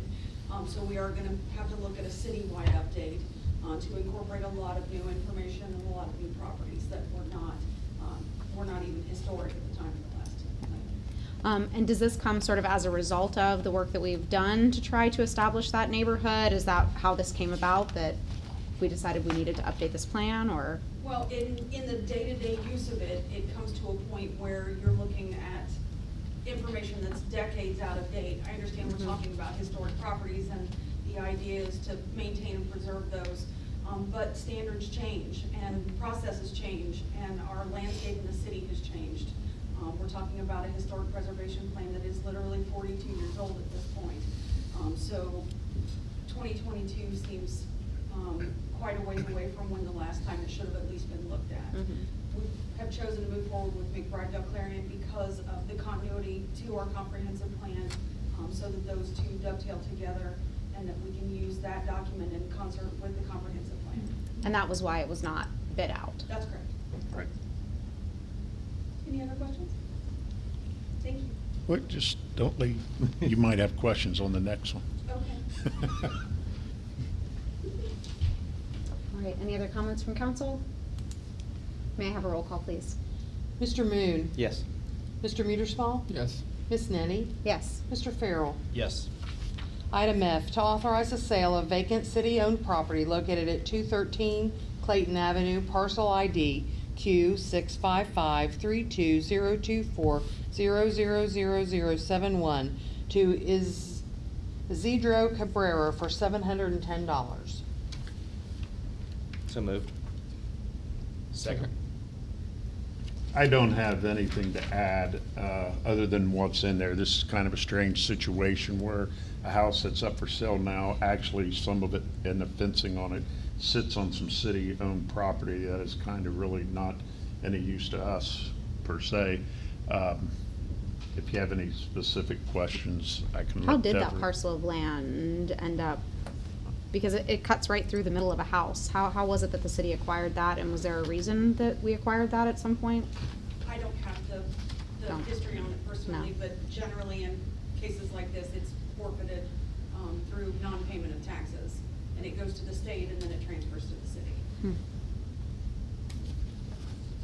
Seems like a housekeeping It's strange, yeah. issue that is in need of being Yeah. clarified, yeah. It was potentially a part of that property at one point. I've seen instances in the city of Middletown where a property is spread out over several parcels. If there's a bookkeeping error and somebody doesn't realize that they owe taxes on one small parcel that's part of a group, Mm-hmm. I've seen that parcel default to the state. Okay. And I would say that's probably what happened in this case. So they wouldn't have been paying taxes on this parcel, No, correct? that's correct. It was owned by the city of Middletown. It's odd. Okay, Strange. yeah. Well, get that all cleared up then. Can we move for a vote? Thank you. Thank Mr. you, Deborah. Muederspaw? Yes. Mr. Farrell? Yes. Ms. Nenny? Yes. Mr. Moon? Yes. All right, that brings us to the legislation. Sure. Mr. Yoder, will you be presenting that for us tonight? I will. Should we pass down the microphone for that, or how do we want to do This this? is Because you not might also working. want to speak.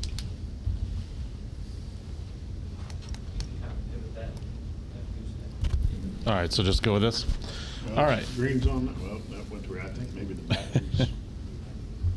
Mike, do we have any other microphone options? Do we want to? Okay. All right, If you're good enough, I'm good enough. we're good enough.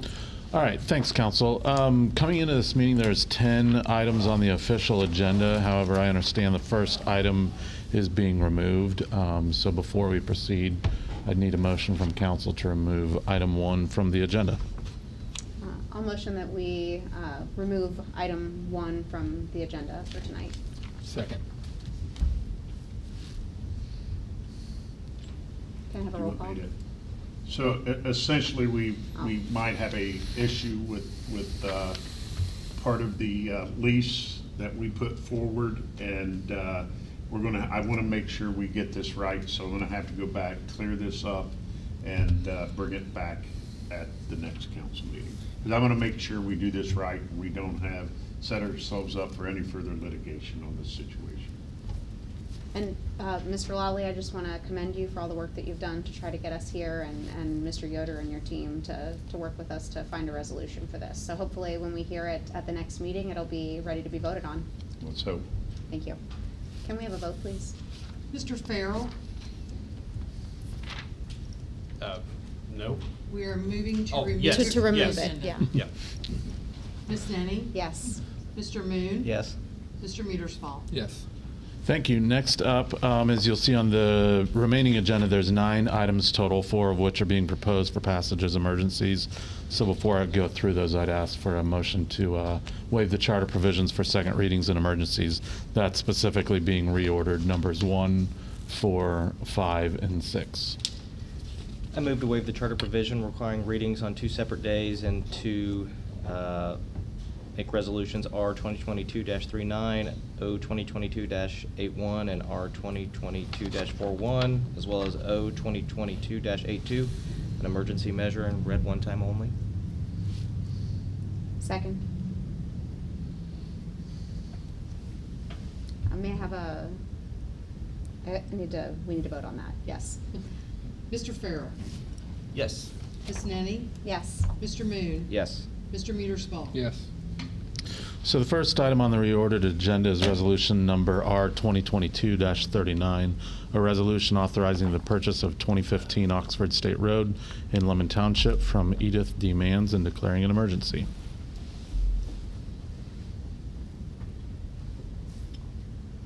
So moved. Second. Council, we're, just to reiterate from last meeting, we're interested in purchasing developable properties adjacent to the water refinery facility on Oxford State Road. This is about 9 acres of land adjacent to it that is available, that if there is a need to expand the treatment facility or other use on the property for the city in the future. Initially, we were informed that the land was going to auction at an opening bid of $180,000. We contacted the landowners and reached a negotiated price of $150,000. Our various options for use of this land would include things such as if we ever had to do expansion of the water refinery facility. We have looked in the past of using open, flat land for things such as the placement of a solar field. That could significantly reduce the costs of the energy used by the water reclamation facility and possible storage issue possibilities. Do you have any comments from council? Seeing none, I would like to call for a vote. Ms. Nenny. Yes. Mr. Moon. Yes. Mr. Meterspaugh.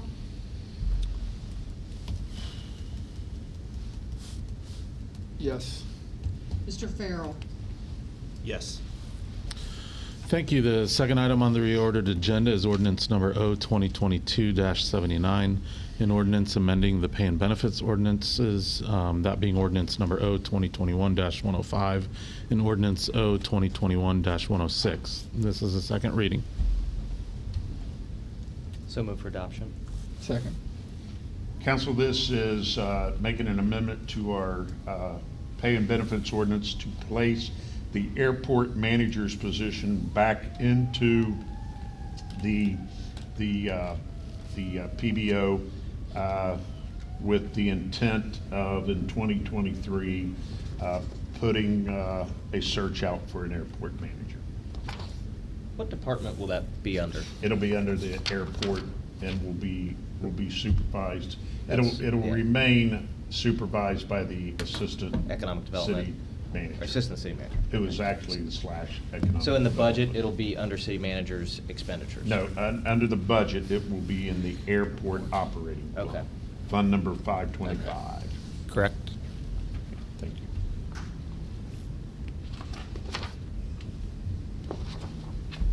Seeing no comments from council, I'd like to move for a vote. Mr. Moon. Yes. Mr. Meterspaugh. Yes. Ms. Nenny. Yes. Mr. Farrell. Yes. Thanks. Third item is ordinance number O 2022-80, an ordinance amending sections 1204.09, 1204.10, and 1206.01 of the Middletown Development Code, included in the Middletown Codified Ordinances. Again, a second reading. So moved for adoption. Second. Council, I don't have anything to add here unless you have specific questions. We had the public hearing on this at last meeting. Seeing none, I'll move for a vote. Mr. Meterspaugh. Yes. Mr. Farrell. Yes. Ms. Nenny. Yes. Mr. Moon. Yes. Fourth item is ordinance number O 2022-81, an ordinance establishing a procedure for and authorizing a contract with All Drains, Drain Cleaning and Plumbing Repair to add a cured in-place structural pipeliner to the sewer pipe servicing the city jail and police locker room and declaring an emergency. I have to abstain from this. The owners are good friends of mine, so I'm going to abstain. Okay. Council, during the police locker room remodeling, we found a severely deteriorated cast iron sewer pipe, and the pipe has to be repaired. In order to complete the locker room remodel and maintain sewer services to the jail, this is essentially an absolute necessity. We received 3 bids that came in at $34,000, $41,000, and $43,000. We're requesting to go with all drains, draining, cleaning, and plumbing repair. The other 2 cannot get the work started for at least 6 weeks, and all drains who we used in many situations before can start the work as soon as it is approved by council. As a point of order for the vote, Yep. this is being presented as an emergency measure, which requires 4 yes votes from council.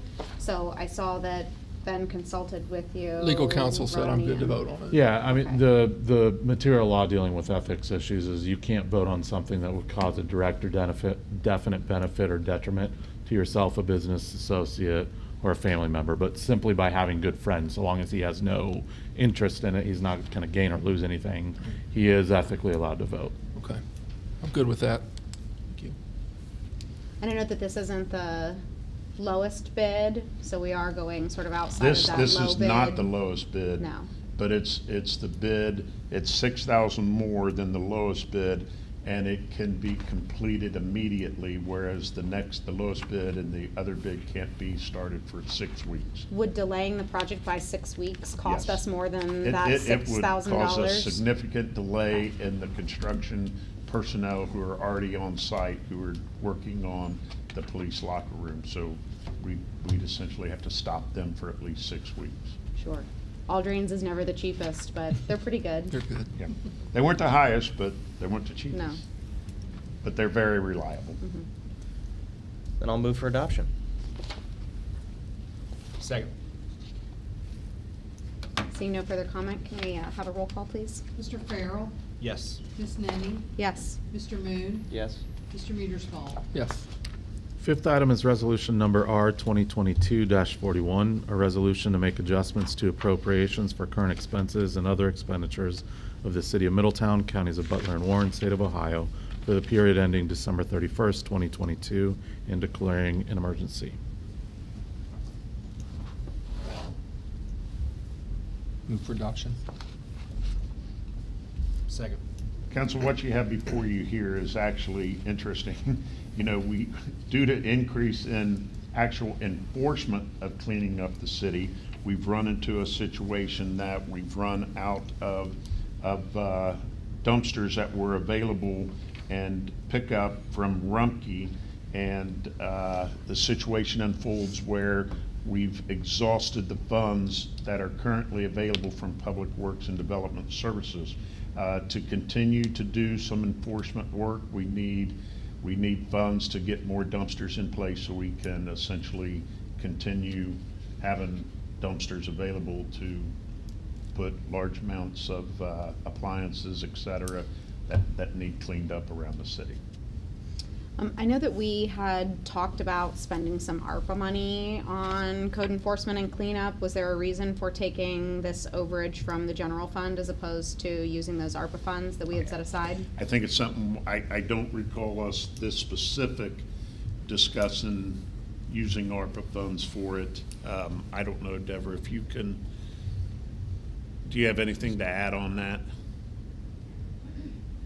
I know we had gone back to the I don't- drawing board on ARPA funds. I was just curious if that was, It- if that was still a line item, We why we wouldn't use funds discussed, from there. and we'll have coming forward use of ARPA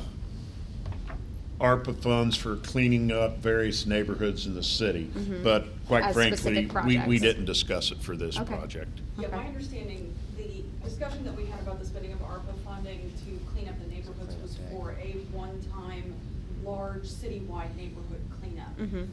The item that's in front of you this evening is the fact that our nuisance abatement funds have been expended for the year. We have issued as many work orders as we can with the money that was allotted at the beginning of the year. Also, just due to the increase in cleanup efforts, we are having to have the dumpsters at Terry Drive emptied twice as often as we have in previous years. As a result of that, Public Works and Development Services have been in discussions because the Public Works Fund that pays for that service at Terry Drive is almost always over budget. Because we're using them more often, we're having to have them emptied. We have discussed $60,000 coming from Development Services to help offset Public Works overage on those costs.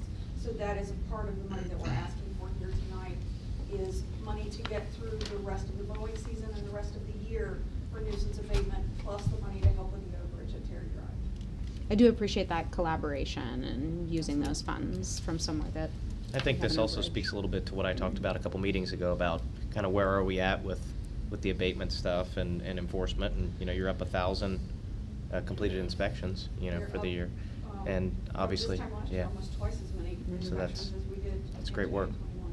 Thank you. You should just sit right there in the future. You should take the front row since we're always Get calling you you, up. get you a seat at the big table.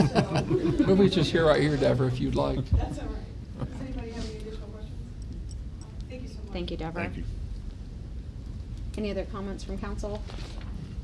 May we have a vote, please? Mr. Farrell, Yes. Ms. Nenny, Yes. Mr. Moon, Yes. Mr. Muerscough. Yes. Sixth item is ordinance number O 2022-82, an ordinance authorizing the city manager to enter into a forgivable loan agreement with Primo Middletown LLC for economic development assistance and declaring an emergency. So moved. Second. I'd also like to just first address that I did speak with Mr. Yoder about the proximity of my downtown business affecting my ability to vote on this, and he said that I would be okay to vote. So we do have 4 votes. Okay, council, the legislation before you tonight encourages the creation of jobs and economic development in the downtown. Primo Middletown is expanding, or Prime Cincinnati is expanding their restaurant operation into the city of Middletown, and it's not simply a new entrepreneur opening a new restaurant. These are established restaurateurs who are expanding into Middletown to bring Middletown a new and exciting restaurant. At the full completion of this project, they project a payroll of nearly $1 million, and our Economic Development Department has investigated the plans and recommended to council that Primo be awarded a forgivable loan from the city in the amount of $200,000 under the following conditions. And I'm going to invite up Jacob Schulte, who is our Economic Development Program Manager, to discuss the specifics of the agreement. Jacob?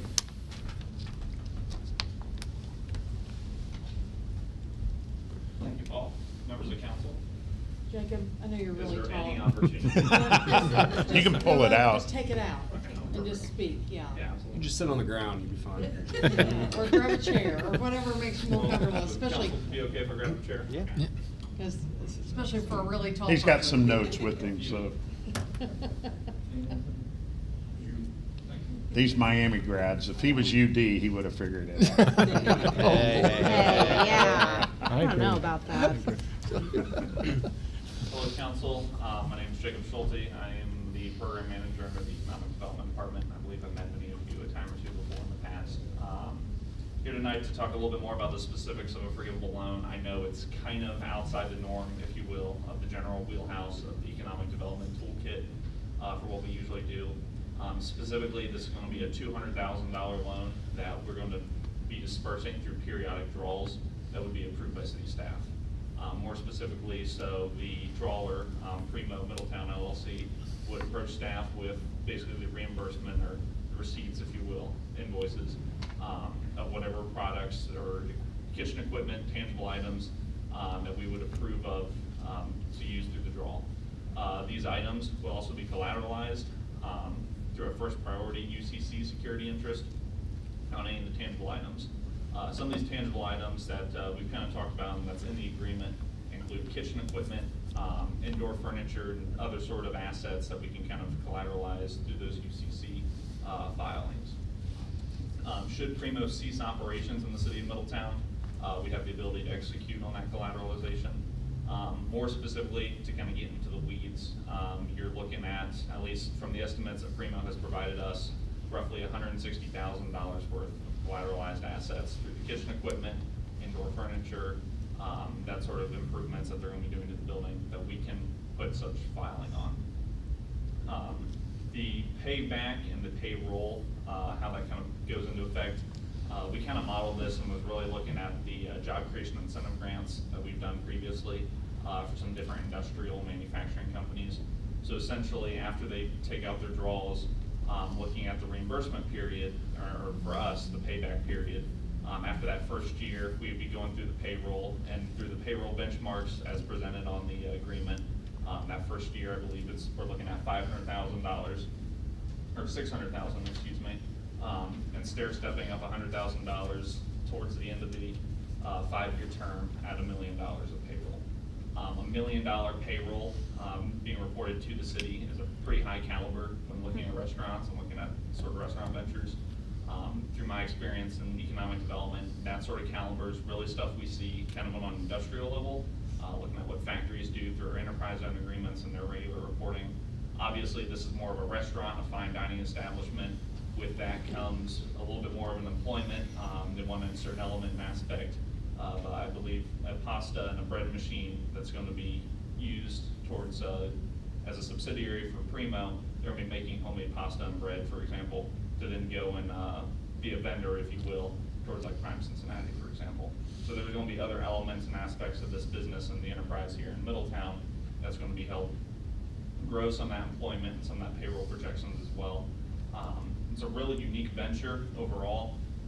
Obviously, this isn't something in the caliber we've seen conventionally. Get a little bit more into the specifics. They've been really pushing for that culinary arts standpoint. I think in some of their original outreach to the city, they wanted to get in contact with Butler Tech, Warren County Career Centers, those culinary art programs, which are pretty hard to find, especially with that such a caliber, even in Butler County. There's a few comparable businesses kind of in a 35 to 40 minute drive, but truly nothing to the scope that Primo is trying to present to us here tonight. So I believe the city staff, we're acting really on good faith on the agreement. Again, it's a sizable business venture, significantly higher than conventional restaurants. Obviously, we have the small business grant application and process into effect for more of those, the conventional casual dining restaurants. Your 5 to 10 employees, stuff like that, that's the small business component. Payroll projections at $1 million is borderlining, kind of getting almost outside of what we've been classifying as a small business category of 35 employees or less. To put $1 million in perspective, at $40,000 a salary, that'd be 25 employees. I mean, we're really looking at stuff from the 200,000 benchmark and what we'd be able to get back. Again, it's something bigger caliber than what we've seen conventionally in the past for small businesses. That's why we came forward with such a unique proposition. And it's aggressive. We're really pushing for Primo Middletown to make sure that they're operating and attempting to grow as a business and an enterprise. While the term and the duration of this loan is only for 5 years, Primo is already working out negotiations for the building lease of 10 years with an additional 5-year option. Should they execute that 5-year option, you'd be looking at Primo Middletown basically having a commitment here to stay in the city for at least 15 years. So that'd be 10 years outside of this loan agreement where the city would be collecting, assuming they reach that $1 million payroll, of an additional $1 million of payroll each year thereafter, after that 5 years. Even on the renovation estimate, total estimates between that kitchen equipment I discussed earlier, as well as the current renovations, are over $280,000 for the project. The current building ownership has also been incurring over $100,000 in expenses to try to help facilitate this move-in. So there's a pretty strong collaborative partnership with the current building owners who we'll be negotiating the lease with, as well as the restaurant venture looking to go into the location. Primo's also been really strongly pushing to have some kind of a philanthropic duty here in the city. Really interested, invested in trying to get into kind of a community events, reaching out to the community, doing a lot of that sort of kind of, I don't want to use the term nonprofit work, but to really get in and get engaged with the community that they're inside of. Overall, the venture, again, it's not the caliber of what we've seen conventionally for a small business. And you know, it's almost to the caliber of stuff that we would conventionally see with an enterprise zone agreement. with the payroll projections, the employment projections that you would kind of tangibly see with that. The reason we couldn't really do an enterprise zone agreement or something like that, or even a CRA, is just because of the structure that it's a restaurant using kind of a building sublease, and there wouldn't be any of those property taxes that we could kind of incentivize them with. So overall, that kind of covers a lot of the basics or some of the questions that you all might have about the loan. Council, I realize that there's some risk with this type of venture. Some downtown businesses may say, where's ours? But I'll tell you this venture will help drive downtown business. We couple this with some things we have coming up in the future. We've got the RFQs out on the downtown. We're ready to make a decision on that. The possibility of expanding our Holiday Whoopla to the ice rink on the basin construction. But we're taking a calculated risk on this, all right? We're working with Nelson and Carol, the owners, working with them. This has been a thoughtful and well-developed plan with our economic development team. I think we're to the point where we need to dare to win in Middletown. Hamilton's doing it. It's time for us to take some calculated risks such as this. I get it, it's a risk. I get 60% of new restaurants fail in their first year, 80% by year 5, but Primo is not a new restaurant business. They're not new entrepreneurs starting up. They know how to operate in the restaurant world. This is going to be a destination project. The potential for failure will always be there, but at Middletown we can't live in failure, we can't live in hardship, we can't live in embarrassment. We have to, we have to be able to get our city to where we once were and even further where we can be. So I think by being good stewards of the taxpayer's dollar, we still need to push our limits with calculated risk, and that's what we're doing in some of the projects we have forward. If we don't, we'll never make Middletown the destination city that we've said through our comprehensive plan that we want it to be. So if you have any questions. I have one question, either for Jake or for Paul. Who's going to be reviewing the income tax reports? Will it be the Turk? Will it be city staff? It would be city staff. Okay. The Turk wheelhouse is really just designed for the conventional free tax related incentives that we offer, the enterprise zone agreements, those community reinvestment areas agreements, as well as the TIFs, the tax increment financing districts. So this, with it being such a kind of unique position, it's going to be reviewed more by city staff. And also, they have signed a promissory note, so they will be held accountable for the dollars that they are given on a frequent basis. You said it was 180 in tangible assets. Where does the depreciation land on those? Is that something that he carries, or that, say it doesn't work out and we own all of this restaurant equipment that has been used for 5 years or something like that? What are we doing with that equipment? How does that hold value? To the best of my knowledge, between the indoor furnishings as well as that kitchen equipment, it should hold value pretty well in the second-hand markets. Yeah, I had a conversation with Nathan, and he did some research on that, and right now you're getting about 70 cents on the dollar for equipment and furnishings of such. In the resale market? Yes. And it depends on the equipment, depends on the wear and tear, depends, obviously your kitchen equipment is gonna hold a lot more value than your dining chairs and things like that, but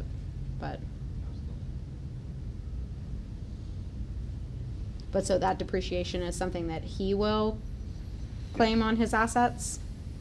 Yes. Yeah, okay.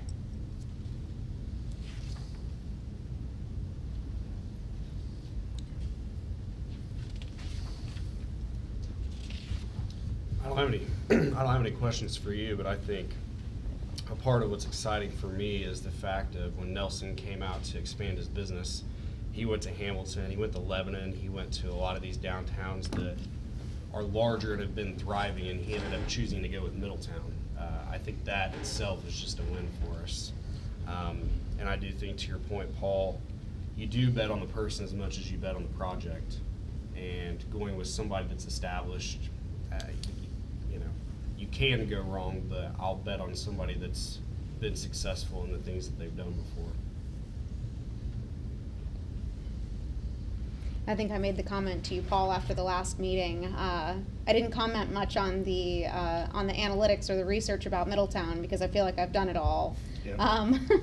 And there is something attractive about Middletown. There is something that we have to offer here. Our location, the people here, our proximity to certain community assets. I mean, you look at the Sorg downtown, that is a huge asset for a business that wants to establish in our downtown. So I think that the research is there, it holds up, at least in my experience And and in my Nelson and Carroll research. fell in love with Jay and Linda's building, the Murphy's Landing. They loved how it is, the canal house, and what the opportunity they are pretty confident will hold for them. There's a lot of potential for success in Middletown, not just for this Absolutely. project, but for other projects that might be interested in locating in Middletown. So I hope that Town this. Mall area, east of Yeah. 75, Made Industrial Drive. I hope that this is an example for anyone who thinks that they might want to locate their business in Middletown and find success here too. Well, and I think another point of interest for this is how it all came together. I mean, this project started with Steve Kuhn was originally the one that found Nelson and linked up with Jay and Linda, and then John Kaiser, head of the Community Foundation, got involved before any of council even knew about it, right? So I just think it's a testament to when good people get in the room together, things become successful, and it's exciting that you know, Middletown's sort of gaining that that we're synonymous with trying to be business friendly. So it's exciting.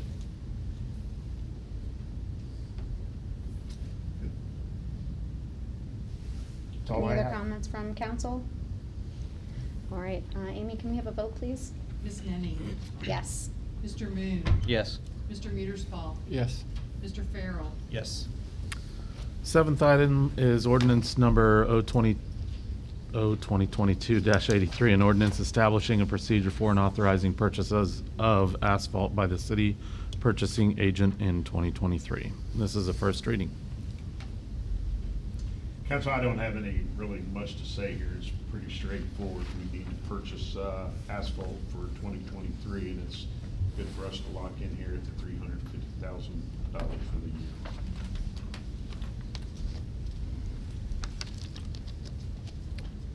Unless there's any questions, I'll go on to item number 8, which is ordinance number 2022-84, an ordinance authorizing the city manager or his designee to consent to the city of Middletown participating in the Ohio Department of Transportation Bridge Inspection Program. Again, a first reading. This is no cost item to the city. It's us working with ODOT to be part of the municipal bridge inspection program.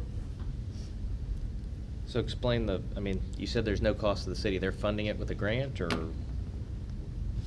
My understanding, Scott, do you have anything to?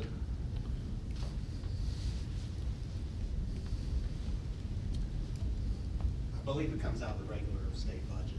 Okay. I'm not sure if it's a grant or if it's just out, I believe it's out of the regular state budget. So they just fund an employee for us fully? Yeah, so we used to do it ourselves. Okay. And remember the bridge collapsed in Minnesota like in 2007, and then everyone started taking a closer look at bridge inspection programs, and now the state offers to do it for us because they're the experts. It helps us out. So the state retains all the liability of inspecting it wrong and the bridge collapsing and? Yes. Okay. We take on the liability of fixing it if it needs fixed. Okay. So, Okay. Bridges within the city, obviously. Correct. And, And just to- I'm thinking of the 122 where we just kind of did the Well, lights and. Just on a side note, Yeah. all of the bridges on state routes are maintained by the state.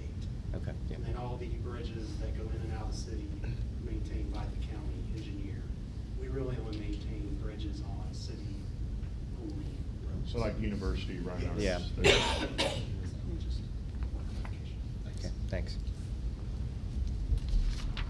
The ninth and final item on the agenda is ordinance 2022-85, an ordinance authorizing a contract with Vickers Demolition for the cleanout of city-owned buildings commonly known as the Manchester Inn and Sunshine Snyder Ford Building. A first reading.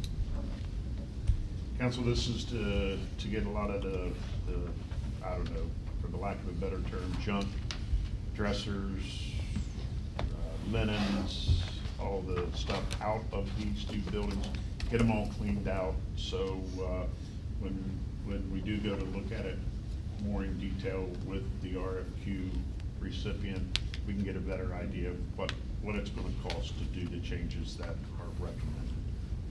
Are we still looking at roofs? It will be part of the RFQ. Okay. Yeah, which the RFP, I guess. So it may So be no, an we're not incentive looking that at we can offer. repairing the roof right now. But it's still in consideration? Yes. Okay. Well, it would be more, I think, financially viable for us to give a grant to said companies, that way they can use historic write-offs. Probably so. I would just say, I think we've all probably been through the Manchester at some point in the last year, just for the public's edification.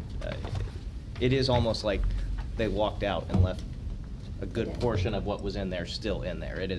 There's a lot of stuff in that building. In terms of securing the building, Yeah, too. and thinking about it just from a fire risk, all the things that are in there that are flammable, it's a good move. When people get into the building, there are beds and linens and all sorts of things to make you feel cozy and at home. Yeah, And that is something that full disclosure, that is something that we have had to deal with as a city in trying to secure the building. Yeah. So I think that is gonna be really important to keeping those rooms secure. I'm curious, I remember how it was left. The kitchen is, to what extent are they gonna do demolition in that kitchen? Or is They're it not just doing clearing, any it's this just is clearing, so clean out. equipment? No, they're not. No, they're not gonna taking touch down the any kitchen walls, equipment. anything off the Okay. walls, they're not removing anything that's attached. Okay. There's just, Correct, Deborah? there's just a lot of rust and decay and things like that in the kitchen area, and I was curious if that would be included. Non-real estate items, we say, in real Oh, estate business. okay. Can't imagine they hold much value at this point, but. I would say that. All right, that moves us to new business.